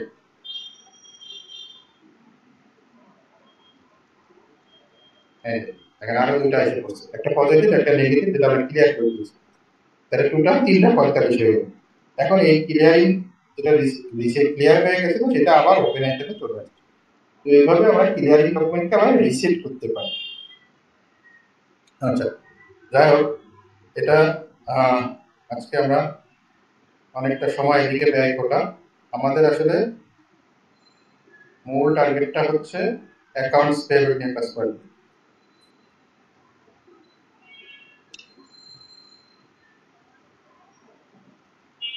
হ্যান্ড রেজ করেছেন, আমরা একটু আপনাদের কথা শুনি। 5টা মিনিট, বেশি সময় নেব না, কারণ আমার কিন্তু আপনাদের এই পুরো কোর্সের কন্টেন্টসটা বা সিলেবাসটা কিন্তু শেষ করতে হবে। এটা কিন্তু আপনারা একটু বিবেচনায় রাখবেন। আমাদের এই 10টা সেশনের মধ্যে কোর্সটা শেষ করতে হবে। বলেন, কে বলতে চাইছেন? স্যার, আমি আব্দুল্লাহ সাইম বলছিলাম। স্যার, চেক ডাবল ইনভয়েস মানে সাপ্লায়ার যখন কোড আমরা ক্রিয়েট করলাম তখন একটা ছিল চেক ডাবল ইনভয়েস। কোনো ক্ষেত্রে যদি আমরা স্যার পার্শিয়াল পেমেন্ট করি, সেক্ষেত্রে স্যার 2বার পেমেন্টের জন্য তো স্যার আমার হয়তো সেই ক্ষেত্রে ওই সেম রেফারেন্সটা ইনভয়েসের রেফারেন্স না না না, আপনি তো ইনভয়েস পোস্টিং দেওয়ার ক্ষেত্রে আপনি বলছেন, পেমেন্টের ক্ষেত্রে বলি পেমেন্ট আপনি 2বার 3বার দিতে পারেন। পেমেন্ট দিতে পারে। আমি বলছি যে সেম ইনভয়েস যাতে দুইবার পোস্টিং না হয়, লায়াবিলিটি যাতে দুইবার ক্রিয়েট না হয়। আমি বলছি যে ডাবল ইনভয়েস, অর্থাৎ একই ইনভয়েস যাতে দুইবার এন্ট্রি না হয়। বাট আপনি একটা ইনভয়েসের একটা দুইবার, তিনবার, পাঁচবারও পেমেন্ট দিতে পারেন, কোনো ইস্যু না।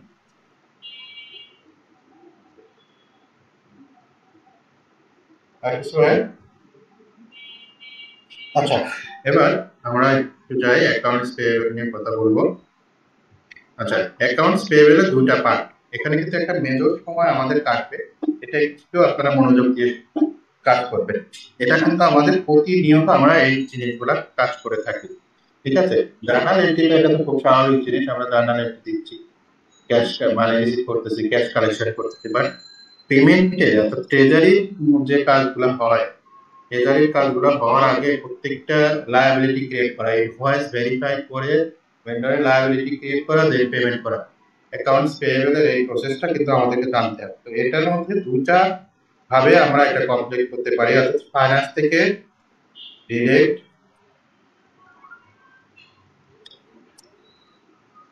ফাইন্যান্স, আর একটা হচ্ছে এপি প্রো এমএল। আচ্ছা, আমরা শুরুটা করবো হচ্ছে ডিরেক্ট ফাইন্যান্স থেকে। হ্যাঁ, এপি ডিরেক্ট ফাইন্যান্সের এন্ড থেকে আমরা কিভাবে এটা করতে পারি সরাসরি জার্নালের মাধ্যমে। এখন আমরা আজকে এটা দেখে আমরা কতটুকু শেষ করতে পারি, এবং প্রত্যেকটা জিনিসই কিন্তু আমাদের পুরো চেইনে একটা, এই চেইনটা আমরা শেষ করতে পারবো, ঠিক আছে। আমরা যদি বলি এখানে লায়াবিলিটি ক্রিয়েট করব, অর্থাৎ দেখেন ফাইন্যান্সের এই থেকে কিন্তু ম্যাটেরিয়াল রিলেটেড ছাড়া এনি কাইন্ড অফ ম্যাটেরিয়াল, কারণ এখানে ম্যাটেরিয়াল রিলেটেড কোনো কিছু ফাইন্যান্সের এই থেকে করা যাবে না, যেগুলো জার্নালের মধ্যে করা যায়। যেমন আপনি মনে করেন একটা আপনার বাড়ি ভাড়া আসছে, বাড়ি ভাড়ার বিল আসছে, বিলটা এন্ট্রি করতে চাইছেন, ঠিক আছে। তো ম্যাটেরিয়াল রিলেটেড করে অডিট ফিস আসছে, অডিট ফিস আপনি এন্ট্রি করতে চাইছেন, হ্যাঁ পেয়েবল করতে চাইছেন, মানে এন্ট্রি করা, ইনভয়েস বুক করা হচ্ছে পেয়েবল ক্রিয়েট করা, ঠিক আছে। আপনি পেয়েবলটা ক্রিয়েট করতেছেন, আপনার অডিট ফি পেয়েবল ক্রিয়েট করেন, আপনার বাড়ি ভাড়া করেন, আপনার কার রিপেয়ার মেইনটেনেন্স করেন, অফিস কিপিং এর করেন, সিএমএফ বিল করেন, যে কোনো ধরনের সার্ভিস রিলেটেড যেগুলোর মধ্যে কোনো ম্যাটেরিয়ালের কোনো ইস্যু নাই। হ্যাঁ, সে ম্যাটেরিয়াল বলতে আমি এখানে বোঝাচ্ছি আপনার কি র material, packing material, finish goods, semi goods, অথবা ইনভেন্টরিতে যেগুলো আমাদের থাকে সেগুলো ছাড়া বাকি যে কোনো পেয়েবল আমরা কি করতে পারবো, ফাইন্যান্স থেকে ক্লিক করতে পারবো। এখানে ডেবিট হবে হচ্ছে রেসপেক্টিভ এক্সপেন্স,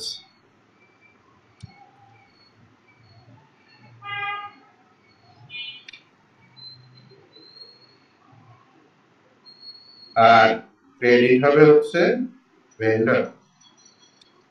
ভেন্ডর সাপ্লায়ার, ঠিক আছে, আলটিমেটলি এপি, ঠিক আছে। তাইলে এখন আপনারা প্রথমে একটা জার্নাল কোড করতে চাই। কি জার্নাল কোড করব? প্রথমে আমরা অডিট ফি দিয়ে, তাহলে ডেবিট কি হবে,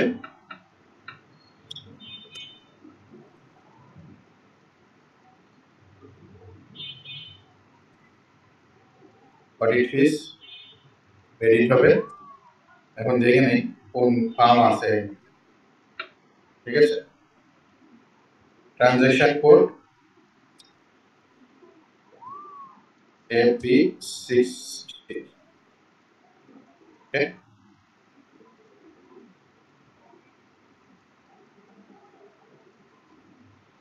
FB60 দেখেন, FB50, 60, 65, 70, 75 এই কাছাকাছি এগুলা কিন্তু আমাদের থাকছে। তাই FB60 হচ্ছে আমাদের অ্যাকাউন্টস ভেন্ডর ইনভয়েস।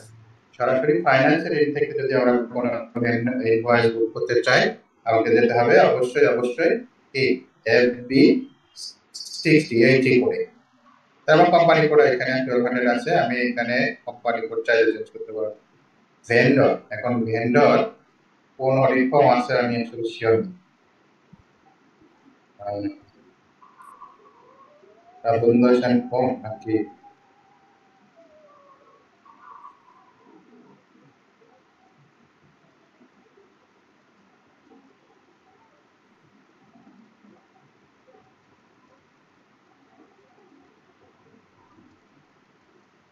আচ্ছা এখন আপনি ওজার থেকে বেটার একটা ভেন্ডর ক্রিয়েট করেন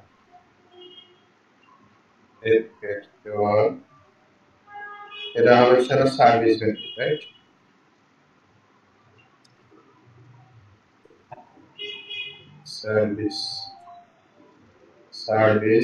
service supplier other domestic service supplier domestic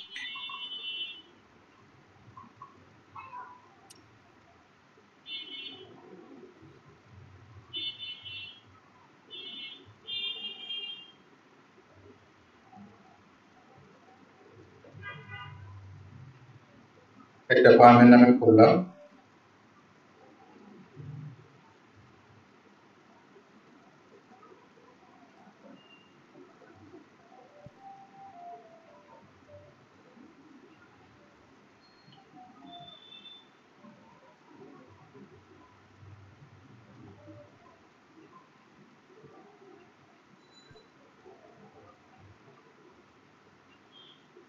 service domestic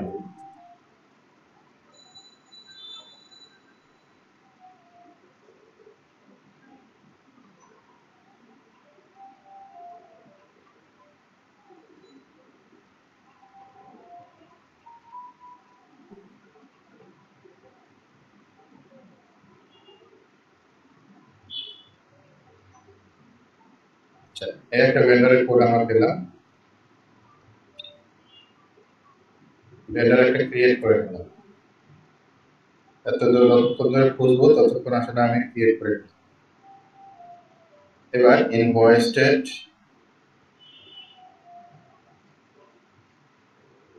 এখন ইনভয়েস ডেট ধরেন সে আমাকে বিল দিয়েছে 1 তারিখ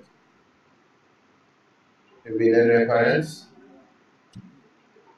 যে কোনো একটা রেফারেন্স দিয়ে দিলাম আমরা অ্যামাউন্ট ধরেন 5,50,000 টাকা এটার মধ্যে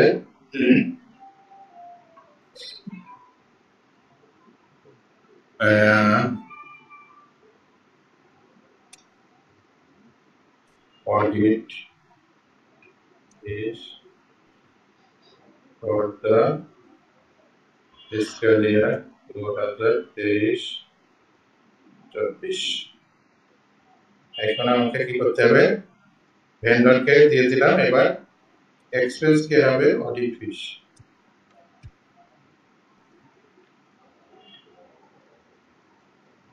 এনার্জি অডিট ফি এখানে 5,50,000 টেক্সটে দিলাম এই টেক্সটটা কপি করে নিয়ে আসি আপনারা যারা MB50 ভালো মতো প্র্যাকটিস করেছেন তাদের জন্য সহজ দেওয়া আশা এবার অডিট ফিটা আমরা কোন কস্ট সেন্টারে দেব অডিট ফি ধরেন ফাইন্যান্সিয়াল কস্ট সেন্টারে দিই অথবা কমন কস্ট সেন্টারে দিই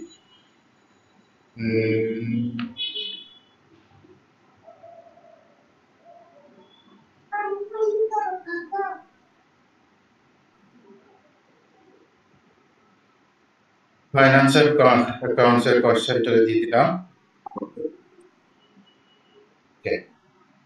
এটুকু মনে হয় আপনাদের কাছে ক্লিয়ার হয়েছে দেখেন আমি আবার একটু বলি অনেকটা ভেন্ডারের বুক দিলাম অর্থাৎ যে ভেন্ডারের এগেইনস্টে আমি এই ইনভয়েসটা বুক করতে চাই তাহলে আমার কাছে বিল আসছে সেই বিলের রেফারেন্সে আমি এটা ইনভয়েস বুক করতে চাইছি ঠিক আছে তাহলে এখানে 5.5 লাখ টাকা অডিট ফি এই ফিসক্যাল ইয়ারে এখন এই অডিট ফি আমি বলেছি অল্টারনেটিভ ভেন্ডর ক্রেডিট হবে এবং তার অল্টারনেটিভ কি হবে রেসপেক্টিভ এক্সপেন্স তাই রেসপেক্টিভ এক্সপেন্স এখানে আমি বলতেছি এখানে যেমন অডিট ফি আমি বলেছি অডিট ফি আর এখানে আমার ভেন্ডরটা দিয়েছি হচ্ছে এটা ওকে এটা দিয়েছি এটা দেওয়ার পরে এখানে দেখেন যে পেমেন্ট মেথডের ক্ষেত্রে আমরা প্রত্যেকবারই আমাদের এটা আসবে, এটা আসলে আমরা এখানে একটা পেমেন্ট মেথড দিয়ে দেব, সিমুলেট করব। সিমুলেট করে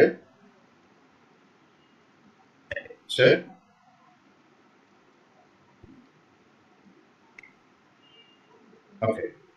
এবার আপনারা আমাকে একটু হেল্প করেন। আমি তো এখন এই ভেন্ডরের লায়াবিলিটিটা বুক হয়ে গেল, এই ভেন্ডরের 15% ট্যাক্স সহ হচ্ছে 5.5 লাখ টাকা বিল।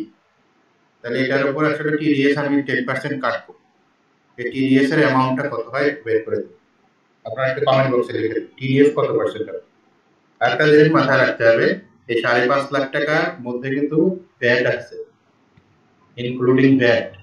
তবে আমাদের এরকম একটা নেওয়া দরকার ছিল, মানে একটা এমন একটা ফিগার নেওয়ার কথা ছিল, ধরেন 5 লাখ আর 15% ভ্যাট, 5,75,000। আচ্ছা, আমার মনে হয় সেটাই ভালো হয়, আমরা একটু কারেকশন করে নিই, তাহলে আপনাদের কষ্ট করতে হচ্ছে না। এখানে অ্যামাউন্টটা আমি চেঞ্জ করে দিই, 5,75,000।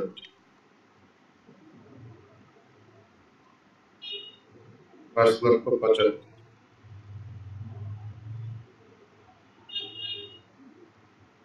তার মানে এখানে আমার মূল বিল হচ্ছে 5 লাখ টাকা, ভ্যাট হচ্ছে 75,000 টাকা, টোটাল 5,75,000। ঠিক আছে?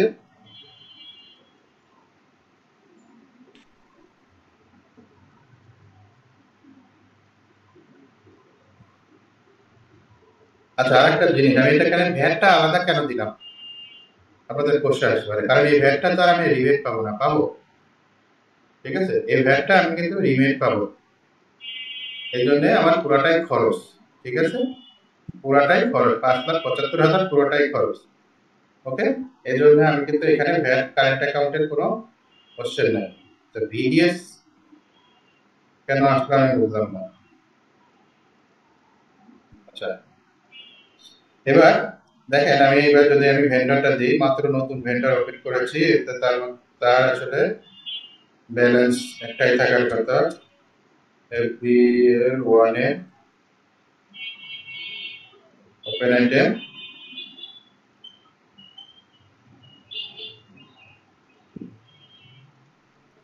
ভেন্ডরটা কত, 120,359।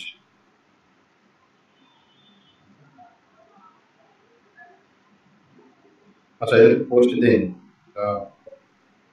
পোস্ট না দিলে এটা কেমনে আসবে? এবার পোস্ট করে দিলাম।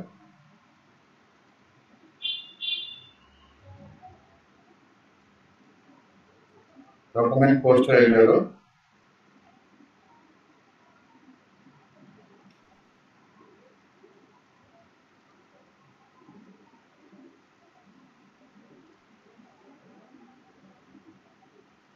এবার ভেন্ডরের লেজারটা দেখি আমরা।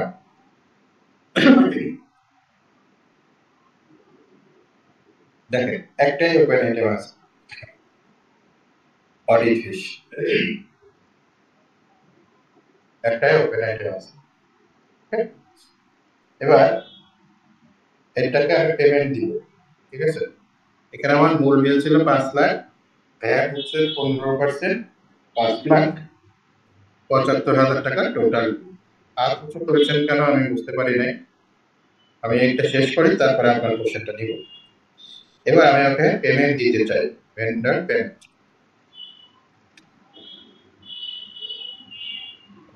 ভেন্ডরের লায়াবিলিটি ক্রিয়েট করা শেষ, এখন আমি ভেন্ডরকে পেমেন্ট দেব।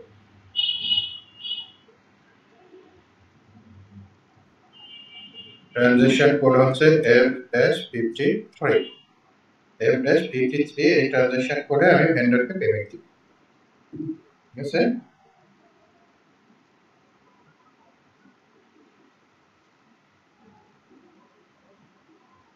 F-53 হচ্ছে আমাদের পেমেন্টের ট্রানজাকশন। প্রথম হচ্ছে ডকুমেন্ট ডেট,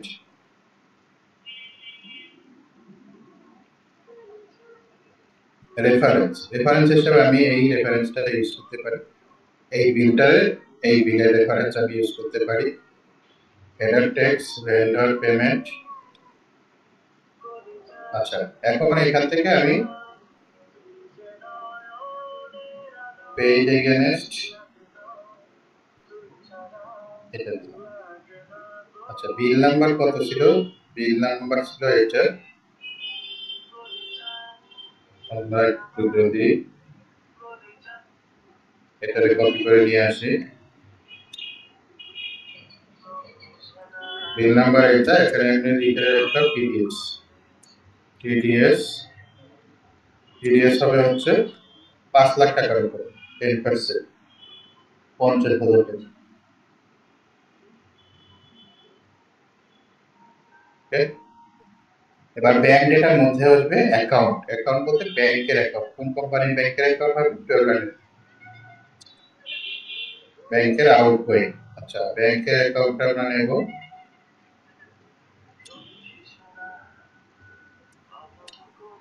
ব্যাংক,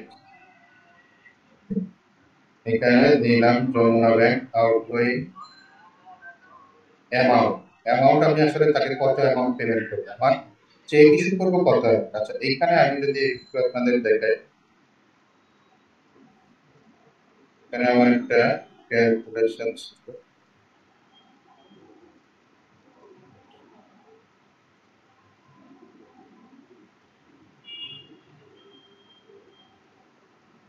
আচ্ছা, এটা একটা আপনারা দেখেন, টোটাল বিল হচ্ছে আমার 5,75,000। 5,75,000।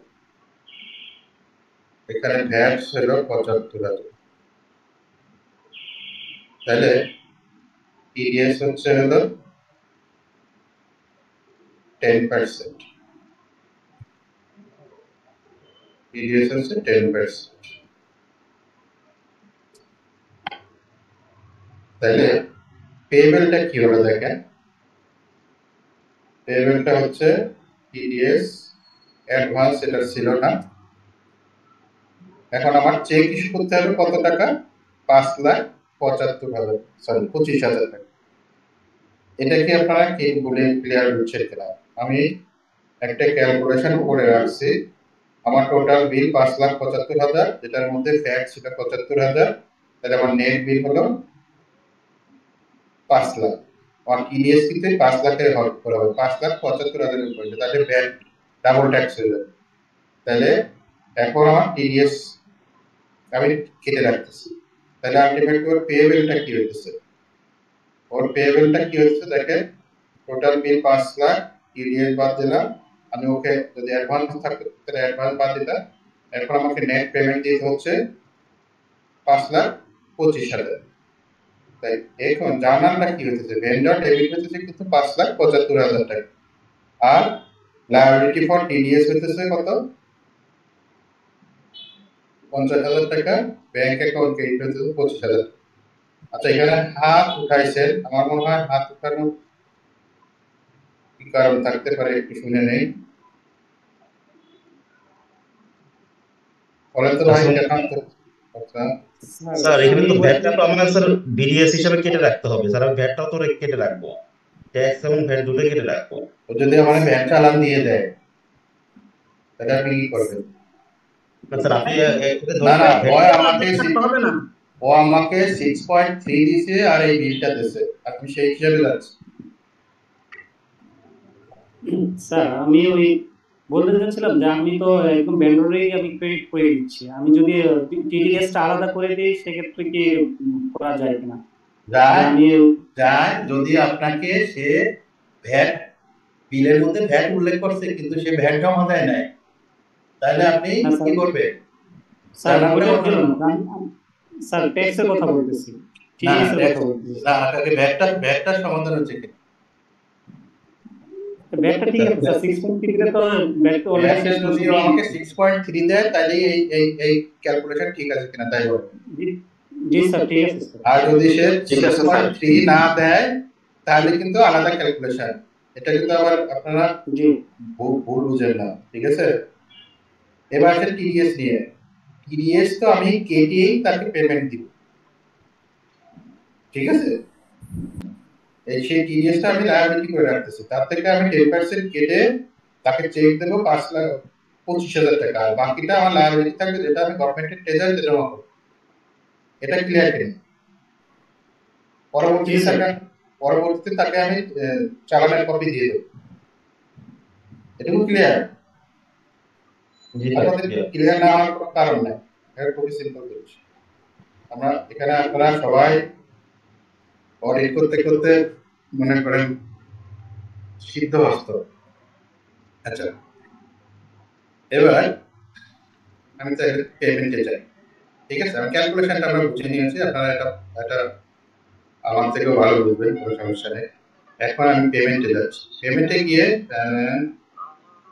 পেমেন্টের এখানে আমি ওই ব্যাংকের তাকে ব্যাংকের থেকে চেক দেবো হচ্ছে 5,25,000 টাকা। ঠিক আছে, 5,25,000 টাকার চেক আমি তাকে দিলাম। এবার ব্যাংক চার্জের কোনো ইস্যু নাই, ক্লিয়ারিং ডকুমেন্টে আমি এটাই লিখবো টেক্সটে। এবার ভেন্ডরটা হচ্ছে আমার কোন জানি 120,359, এখানে নাম দিলেও কোনো সমস্যা নেই। Process open item, process open আইটেমে দিল, এখানে এটা বসানোর পরে প্রসেস ওপেন আইটেম। আচ্ছা, এই স্ক্রিনটা নিয়ে কি আপনি আপনাদের সঙ্গে আগে কথা বলেছি? মনে হয় না, ঠিক আছে, কারণ আমার কাছে হচ্ছে কি অনেক সময় একসাথে অনেকগুলো সেশন চলে, তো কার্ডটার সাথে কার্ডটা কথা বলেছি, মাঝে মাঝে আউলে। আচ্ছা, আপনাদের এগুলো নিয়ে কথা হয়, আমি এটা নিয়ে কথা বলবো, যেহেতু এই সফটওয়্যারের একটাই ওপেন আইটেম আছে, হ্যাঁ, একটাই ওপেন আইটেম আছে, এজন্য আমরা ওদিকে গেলাম। তারপরে এবার আমি প্রসেস ওপেন আইটেমে যাব। প্রসেস ওপেন আইটেমে গেলে দেখেন ওই একটাই ওপেন আইটেম আছে। আলটিমেটলি আমার 50,000 টাকা কিন্তু আমার এখানে অ্যাসাইন করা হয় নাই, নট অ্যাসাইন 50,000। এই 50,000 টাকা কি? এই 50,000 হচ্ছে আমার লায়াবিলিটি ফর টিডিএস। ঠিক আছে, তাহলে এখানে নট অ্যাসাইন কিন্তু থাকবে 0, এটা মনে রাখেন, তা না হলে কিন্তু এটা সব করতে পারবে না। নট অ্যাসাইন এটা 0 থাকবে। আমি অ্যাসাইন করে এন্ট্রি করেছি 5,25,000, বাট আমাকে ক্লিয়ার করতে হচ্ছে 5,75,000 পুরো পেমেন্ট ভেন্ডরের লায়াবিলিটিটা আমাকে ক্লিয়ার করতে হবে। তাহলে এখন আমার কাজ কি? এখন আমার কাজ হচ্ছে যে নট অ্যাসাইন যেটা, এটা অ্যাসাইন করা। এটা কার এগেইনস্টে অ্যাসাইন করব? অ্যাসাইন করব হচ্ছে, দেখেন আমার ব্যাংক অ্যাকাউন্ট 5,25,000 হয়ে গেছে। ঠিক আছে, এখন আমি যদি এই ওভারভিউতে ক্লিক করতে পারি, এই পর্যায়ে এখানে দেখেন এই যে পাহাড় পর্বতের উপরে একটা সূর্য উঠছে, এরকম আমি মনে হয় এরকম পাহাড়ের উপরে সূর্য উঠে না, এইটাকে আমি ক্লিক করে দেখেন আমার ব্যাংক অ্যাকাউন্ট ক্রেডিট হয়ে গেছে। তাহলে আর একটা ক্রেডিট বাকি আছে। কি ক্রেডিট বাকি আছে? Liability for TDS. Liability for TDS except general ledger. General ledger credit posting কি হবে? চটপট উত্তর জানতে দেখি, জেনারেল লেজার ক্রেডিট পোস্টিং কি হবে দেখি। জেনারেল লেজার ক্রেডিট পোস্টিং কি? এখনো কমেন্ট বক্সে কিছু আসে না। নো, কাউন্টিং কে দিয়েছেন, হবে না ভাই, 50 হবে, 50 হবে। ঠিক আছে, 50 জেনারেল লেজার ক্রেডিট 50। কোন লেজারটা ক্রেডিট হবে? টিডিএস এর লেজারটা। টিডিএস এর লেজারটা ক্রেডিট হবে। আমরা এখানে টেক্সটে গিয়ে টিডিএস লিখলে আমার লেজারটা চলে আসবে, টিডিএস। এবার এখানে টিডিএস এর বদলে এন্টার। এবার দেখি আরেকটা করতে হবে। অ্যামাউন্ট কপি করার জন্য শর্টকাট কি হবে? অ্যামাউন্ট কপি করার জন্য শর্টকাট স্টার, সাথে আরেকটা কিছু আছে, star enter. Star enter, thank you, অনেক কিছু মনে রাখছে না। Star enter. টেক্সট কপি করার জন্য বলেন তো কি হবে? টেক্সট কপি করার জন্য দেখি কে উত্তর দিতে পারে কিনা। টেক্সট কপি করার জন্য plus enter, thank you. Text copy করার জন্য প্লাস এন্টার। ওকে, এবার সিমুলেট। অনেক আপনারা অনেক মানে কাজ করতেছেন, বুঝে যাচ্ছে। প্র্যাকটিসের বিকল্প নেই। ডকুমেন্টে যাব, সিমুলেট করব, দেখেন এবার জার্নাল ঠিক আছে। আর এটা হচ্ছে সম্পূর্ণ নিজের কাছে। আপনি টিডিএস দেবে, টিডিএস মানে ভ্যাট করবেন না বিডিএস মানে ভ্যাট পেবেল করবেন, সেটা ডিপেন্ড করতেছে আপনার ডকুমেন্টের উপর। আপনি যদি মূসক চালান না পান, অর্থাৎ সে ভ্যাট চার্জ করে দিচ্ছে, মূসক দেয় নাই, মূসক আপনাকে জমা দিতে হচ্ছে। তা আপনি যদি মূসকের টাকা, ভ্যাটের টাকা আপনি জমা দেন, তাহলে তার নামে তো আর পেবেল করার কোনো কারণ নাই, ঠিক আছে? তাকে শুধু তার মূল বিলটা পেয়েবল করবেন, 5 লাখ টাকা, 75,000 টাকা ভ্যাট পেয়েবল করে রাখবেন। পরবর্তীতে যখন মূসকের ভিডিএসটা জমা দেবেন, তখন ভ্যাট পেয়েবল ডিবেট করবেন, ক্যাশ ব্যাক ক্রেডিট করবেন। এগুলা আপনার মানে আপনার ডকুমেন্টেশনের উপর ডিপেন্ড করতেছে, ঠিক আছে? আমার মনে হয় আমি কি বোঝাতে চাইছি বা কি বলতে চাইছি আপনারা ক্লিয়ার হয়েছে। তাহলে এবার এটাকে আমি পোস্ট করে দিই, পেমেন্ট হয়ে গেল। এবার ভেন্ডরের রেজাল্টটা দেখেন, ওপেন আইটেম ছিল 5,75,000। এবার এটাকে রিফ্রেশ করি, এটার মধ্যে আর কোনো ওপেন আইটেম থাকছে না, ঠিক আছে? কোথায় চলে গেল? এটা ক্লিয়ার আইটেমে চলে গেছে।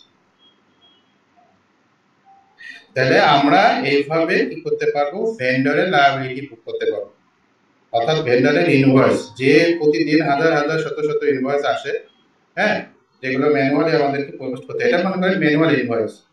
এরপরে স্টেপ আছে, যেটা হচ্ছে আমরা যেটা করব সেটা হচ্ছে এমএম মেথড, যেটা একটা সাইকেল কমপ্লিট হবে, পারচেজ রিকুইজিশন হবে, পারচেজ অর্ডার হবে, তারপরে আচ্ছা এবার আপনারা বলেন এটাকে আমার, আচ্ছা আমি আরেকটা করি, আপনাদের বলার দরকার নাই। আরেকটা ইনভয়েস বুক করি, আরেকটা ইনভয়েস বুক করব কার?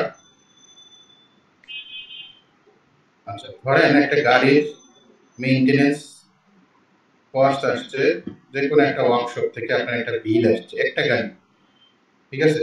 এটা দেওয়ার পিছনে আরেকটা কারণ আছে আমার, সেটা হচ্ছে ইন্টারনাল অর্ডারের ইউজটাও এখানে আমরা জেনে নিই, ঠিক আছে?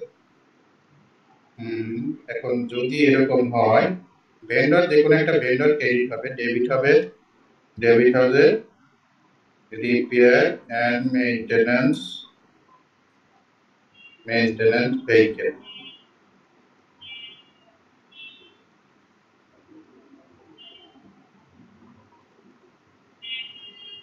ভেহিকেল ক্রেডিট যে কোনো একটা ভেন্ডর আমরা ক্রেডিট করি, ঠিক আছে? ওকে, এই ইনভয়েসটা আমার কাছে আসছে। আমি যদি এরকম করি FB50, আচ্ছা ভেন্ডরটা বুঝতে হবে যে এই ভেন্ডর কে আছে। আচ্ছা যে কোনো একটা ভেন্ডর আমরা খুঁজে নিই, তো কিছু এত পারমিশনের দরকার নেই, আমরা জাস্ট এন্ট্রি করতে পারলেই হয়েছে। ইন্টারন্যাশনাল আজিজ এন্টারপ্রাইজ দিয়ে দিলাম, আজিজ এন্টারপ্রাইজ, ঠিক আছে? আজিজ এন্টারপ্রাইজ এর ডেট দিলাম। এখন এটা হচ্ছে একটা বিল নাম্বার, কি বিল নাম্বার দেওয়ার দরকার নাই, আমরা অন্য একটা নাম্বার দিলাম, অ্যামাউন্ট দিলাম, ধরেন তার গাড়ি রিপেয়ার মেইনটেনেন্স বাবদ। আচ্ছা এখানে আবার ভ্যাটের ইস্যু আছে, আমরা যদি ডাইরেক্ট খরচে দিয়ে দিই। এবার আপনারা বলেন যে রিপেয়ার মেইনটেনেন্সের বিল দেয় যার কোনো ভ্যাটের চালান নাই, মূসক নাই, কিছু নাই, এগুলোর উপর আবার ভ্যাটের কি ইস্যু আছে? এটার উপর আমার ভ্যাট আমি একটু ওপেন করে দিচ্ছি। এই গাড়ির যে বিলটা দিল, এটার মধ্যে আবার ওনাদের তো গাড়ির তো কোনো সাধারণত ভ্যাট কিছু দেয় না, এগুলো আমরা কি করতে পারি বলেন? ভ্যাট যোগ করে বিল চার্জ করতে হবে স্যার। তার মানে আমাকে এখানে কত পার্সেন্ট চার্জ করতে হবে? 15% না 7.5%? স্যার এটা ডিপেন্ডস অন কন্ট্রাক্ট, 10%।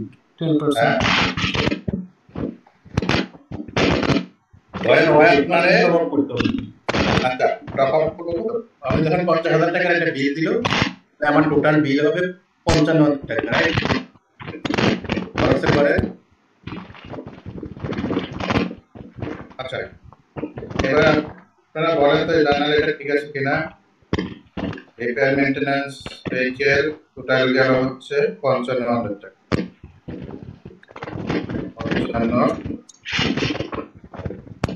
আরেকটা ক্রেডিট হবে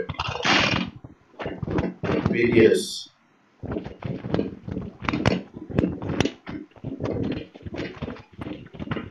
আশিক ভাই আপনার মাইক বন্ধ করলেন না।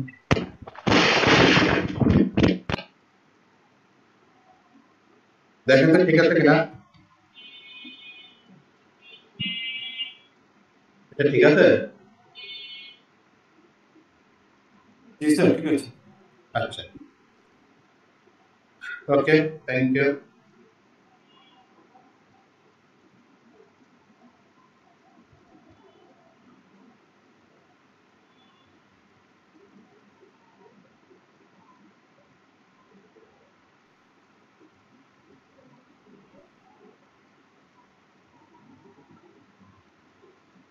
আচ্ছা, এখন ভেন্ডরে যাবে হচ্ছে 50,000 টাকা। ওকে, এবার আমি নিলাম ভেহিকেল রিপেয়ার ফি।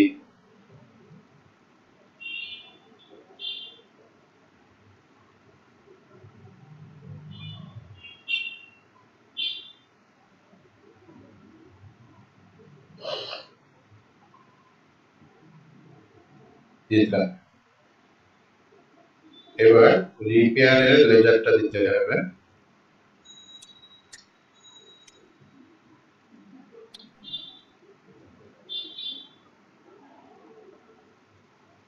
রিপেয়ার মেইনটেনেন্স ভেহিকেল,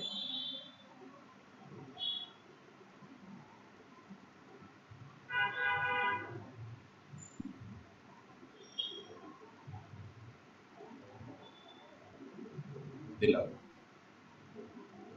এখন গাড়ির খরচে যাবে হচ্ছে 55।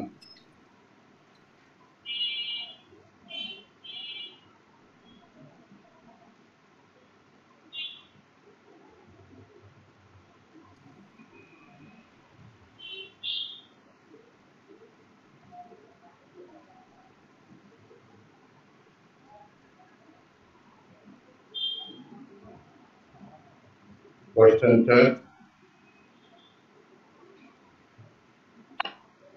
এখন দেখেন, এখানে বলছে an entry record is order fee। এখানে একটা ইন্টারনাল অর্ডার আমাদেরকে দিতে হবে, ঠিক আছে? ইন্টারনাল অর্ডার, কোন ইন্টারনাল অর্ডার দিতে হবে? 1200 কোম্পানির একটা ইন্টারনাল দিয়ে দিলাম। এখন আমার দেখেন এখানে 5,000 টাকা কিন্তু ব্যালেন্স আছে। হ্যাঁ, এখানে ডেবিট হয়েছে 50,000, ক্রেডিট হয়েছে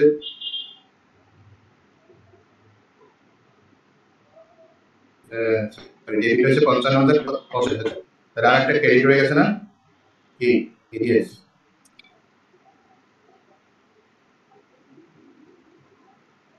ইডিএস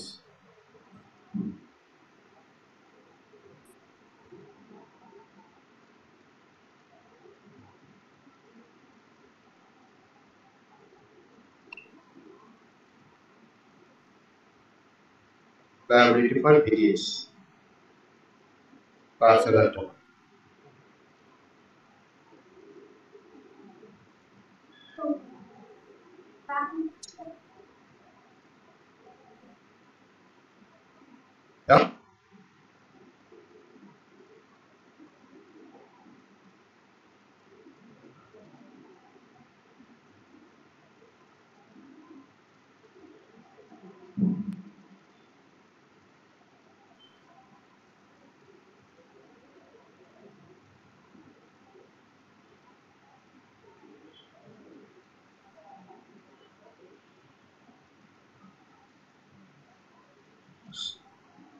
আচ্ছা, এটা তো ক্রেডিট হবে, এটা ডেবিট হবে না, এটা হবে ক্রেডিট।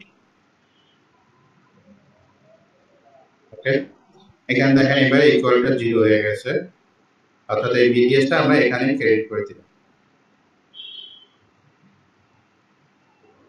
এবার পেমেন্ট মেথড পেমেন্ট মেথডটা না বসালে বারবার ডিস্টার্ব করবে।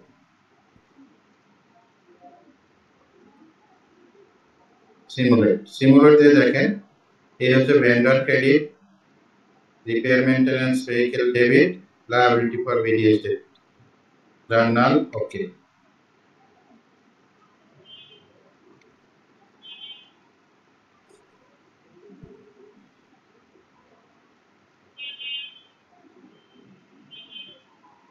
এবার এটাকে পোস্ট করি। এবার আমরা এই ভেন্ডরের লেজারে যাই,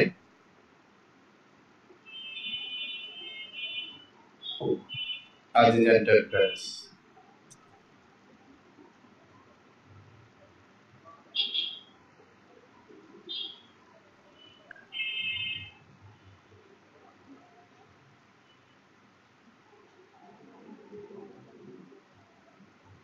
আজিজ এন্টারপ্রাইজ এই যে 50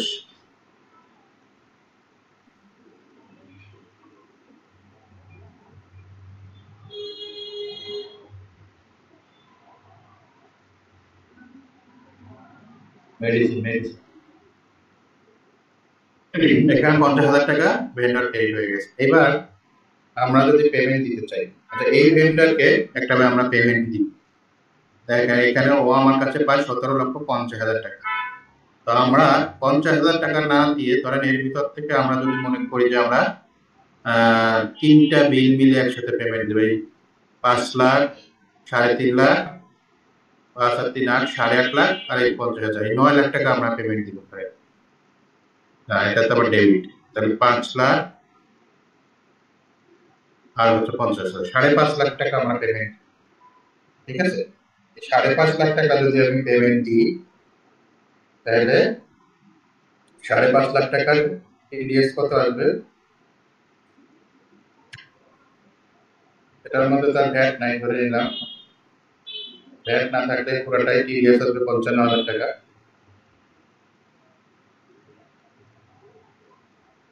পেমেন্টের জন্য আমরা দেওয়া হচ্ছে M-53,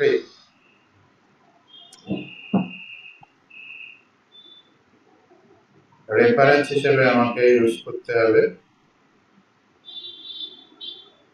এই ভেন্ডরের বিল নাম্বার। এখানে একটা রেফারেন্স দেখতেছি, এই একটা বিল নাম্বার আর একটা বিল নাম্বার আছে হচ্ছে এই একটা। যদি এগুলো না হয় তাহলে আমরা ডকুমেন্ট নাম্বারও দিতে পারি একসাথে, যদি আবার টেক্সটেও লিখে রাখতে পারি। এটা টেক্সট ভেন্ডর পেমেন্ট, আর এই একটা বিল 5 লাখ, আর একটা বিল এইটা দিয়ে দিলাম 50 লাখ। দুইটা বিল আমরা টেক্সটের মধ্যে লিখে রাখি। এখন এখান থেকে আমার ব্যাংকে যাচ্ছে কত টাকা? ব্যাংকে যাচ্ছে হচ্ছে 4,95,000 টাকা, 4,95,000। সরি, এটা তো হচ্ছে অ্যাকাউন্ট, এটা হচ্ছে অ্যাকাউন্ট, এটা হচ্ছে অ্যামাউন্ট। এই টেক্সটটাই কপি করে নিলাম।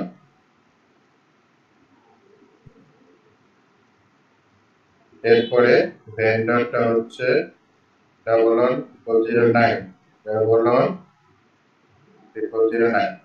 এখন আগের সময় আমি যেটা বলছিলাম যে এডিশনাল সিলেকশনের ক্ষেত্রে আসলে আমরা কিছু শর্টকাট ইউজ করতে পারি।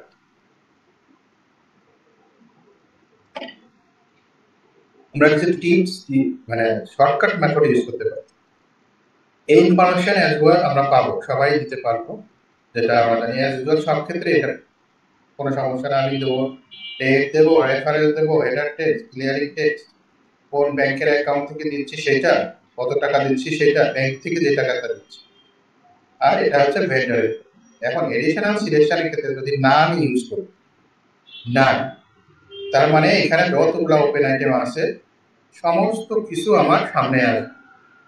ঠিক আছে, যদি আমি না ইউজ করি আমি একবার দেখাই, আবার দেখেন এখানে কতগুলা 15টা নাম্বার অফ আইটেম আছে, 15টা। অর্থাৎ এই ভেন্ডরে যত কোম্পানি 1200, 1100, এই দুই কোম্পানি, যত কোম্পানিতে যতগুলা লাইন ওপেন আইটেম আছে, 15টা লাইন ওপেন আইটেম আছে, সবগুলা এখানে চলে আসছে। ঠিক আছে, অর্থাৎ নাম যদি আমি ইউজ করি তাহলে আমার কোনো ক্রাইটেরিয়া সেট করা থাকলো না, সমস্ত ওপেন আইটেম আমার কাছে চলে আসবে। তাইলে কি করতে হবে?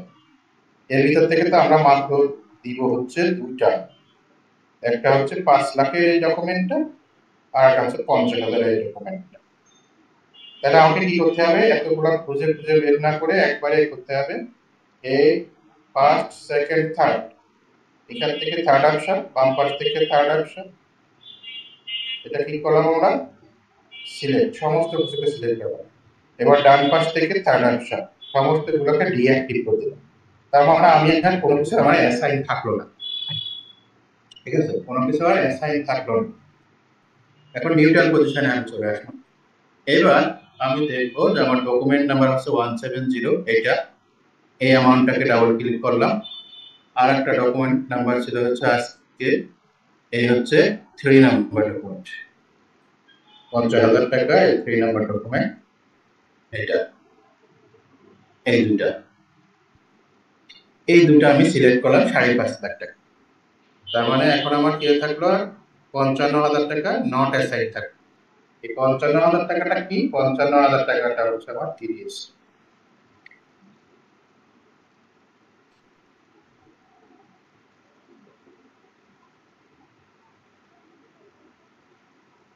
এবার আসেন, এখান থেকে তো সিমুলেট করা যাবে না যেহেতু ডিফারেন্স আছে। এখান থেকে আমরা ওভারভিউ যাব। ওভারভিউ গিয়ে এখানে দেখেন ব্যাংক ক্রেডিট হয়েছে, আর একটা ক্রেডিট কি হবে? Liability for TDS. তাহলে জেনারেল লেজার ক্রেডিট, টিডিএস এর লেজার সম্ভবত স্টার এন্টার প্লাস এন্টার। এবার আমার সিমুলেট দিই, দেখেন লায়াবিলিটি ফর টিডিএস,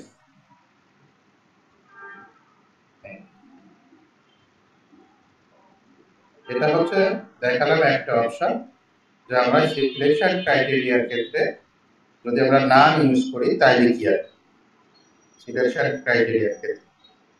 এবার এটাকে পোস্ট করব। আমি আরেকটা পেমেন্ট করতে চাই যে সিলেকশন ক্রাইটেরিয়ার ওটাকে আরেকটু স্মার্ট ওয়েতে কিভাবে আমরা কাজ করতে পারি। এতগুলো ওপেন আইটেম আমার অনেক বেশি কাজ করা হবে। অর্থাৎ আমি দেখতে চাই আমি যেটা পেমেন্ট দেবো সেটাই আমার সামনে আসবে। এখন মনে করেন আমি 12,45,000 টাকা পেমেন্ট দিচ্ছি, 12,45,000 আমার ওপেন আইটেম হিসেবে একটাই আসবে, আর কিছু আসবে, অথবা যতগুলো আপনি চাই ততগুলাই আসবে। আচ্ছা, আমি এখানে আর কিছু লিখতেছি না। হ্যাঁ, অ্যাকাউন্ট অ্যামাউন্ট, এখানে টিডিএস কিছু দিচ্ছি না, 12,45,000 আমি জাস্ট আপনাদের দেখানোর জন্য। এখানে আমি সিলেক্ট করব হচ্ছে এর মধ্যে থেকে এই স্মার্ট অপশনের মধ্যে, মানে এডিশনাল সিলেকশনের মধ্যে থেকে ডকুমেন্ট নাম্বারটা আমি সিলেক্ট করব। ঠিক আছে, এইটার মধ্যে আমি ডকুমেন্ট নাম্বারটা সিলেক্ট করব। তাহলে কি হবে? অর্থাৎ এখানে আমি এই যে ডকুমেন্ট নাম্বারটা আমি দিব, শুধুমাত্র এইটাই আমার সামনে আসবে, আর কোনো কিছুই আসবে না। অত কিছু আমাকে সিলেক্ট করার দরকার নাই, ডিসিলেক্ট করার দরকার নাই, অ্যাসাইন করার। আমরা যদি ডকুমেন্ট নাম্বার ইউজ করি তাহলে আমাদের জন্য ব্যাপারটা খুব ইজি হয়ে যায়। ওপেন আইটেম সিলেকশনের ক্ষেত্রে এডিশনাল ক্রাইটেরিয়ার মধ্যে আমরা কি করব? Document number select. তাহলে ডকুমেন্ট নাম্বার সিলেক্ট করে এটা ওপেন আইটেম। এখন এখানে আমি ডকুমেন্ট নাম্বারটা বসাই দিই। কোন ডকুমেন্ট নাম্বারটা বসাই দেব? যেটা আমি পেমেন্ট করতে চাইছি, এটাকে কপি করলাম, এখানে পেস্ট করলাম, আবার প্রসেস ওপেন আইটেম,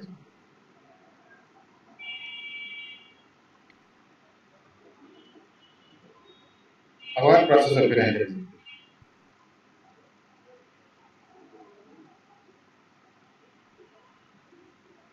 দেখেন এখন কিন্তু এতগুলো ওপেন আইটেম আসে না, অর্থাৎ আমি যেটা বলেছি নির্দিষ্ট করে দিয়েছি সেটাই আসে, এতগুলো ওপেন আইটেম কিন্তু আসে না। ঠিক আছে, এবার সিমুলেট করতে পারবে, এবার আর ওভারভিউতে যাওয়ার কিছু নাই, কারণ এখানে দেখেন নট অ্যাসাইন ফিগার 0।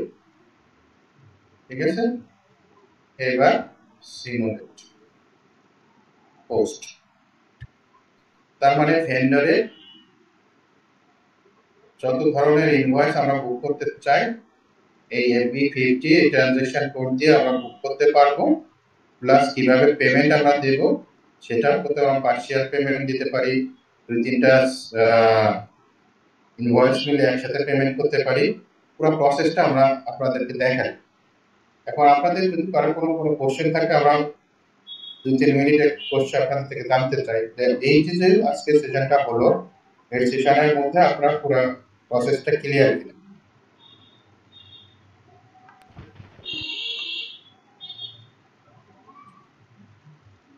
বলতে পারেন অথবা কমেন্টে লিখতে পারেন।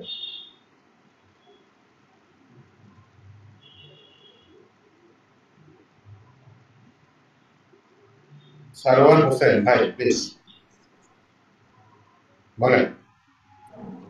আসসালামু আলাইকুম স্যার। আচ্ছা স্যার হচ্ছে আমরা যখন ভেন্ডরটা সিলেক্ট করার পর পোস্ট আউটগোয়িং পেমেন্ট সেকশনে কিভাবে আসবে স্যার? ভেন্ডরকে ভেন্ডর সিলেক্ট করার পর যাকে পেমেন্ট করছি এটার পরে ওপেন প্রসেস ওপেন আইটেমে ক্লিক করতে হবে। আপনি যখন ক্লিক করে দিলেন F-53 এই তো পোস্ট আউটগোয়িং পরে এখানে ইনফরমেশন দিলেন, ডকুমেন্ট নাম্বার দিলেন, তারপরে প্রসেস ওপেন আইটেম এখানে ক্লিক করবেন। স্যার আরেকবার দেখাবেন প্লিজ? এটা তো দেখালাম, এই যে প্রসেস ওপেন আইটেম এখানে ক্লিক করুন, ইনফরমেশন গুলো বসানোর পরে প্রসেস ওপেন আইটেম এই যে এখানে দেখেন, এখানে ইনফরমেশন গুলো বসাইলাম। হ্যাঁ, এখানে ডকুমেন্ট নাম্বার ক্লিক করলাম, প্রসেস ওপেন আইটেম দিলাম, তো যে ডকুমেন্টটা পেমেন্ট দিতে চাই সেই ডকুমেন্টটা আমরা বসালাম এখানে, বসানোর পরে আবার প্রসেস ওপেন আইটেম দিলাম, তারপরে এই ফিচারটা চলে আসলো, এই যে আগের ফিচারটা এখানে তখন একটাই শো করবে, অনেকগুলো শো করবে না। তারপরে আপনি সিমুলেট করবেন, সিমুলেট করলে জার্নাল দেখতে পাবেন, তারপরে পোস্ট করবেন। স্যার এটার কোডটা কত হবে স্যার? F-53 পেমেন্ট ভেন্ডর পেমেন্টের জন্য F-53 ঠিক আছে।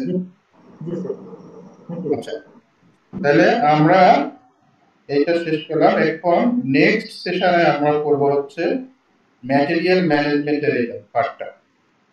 ঠিক আছে, ম্যাটেরিয়াল ম্যানেজমেন্টের পার্টটা আপনারা একটু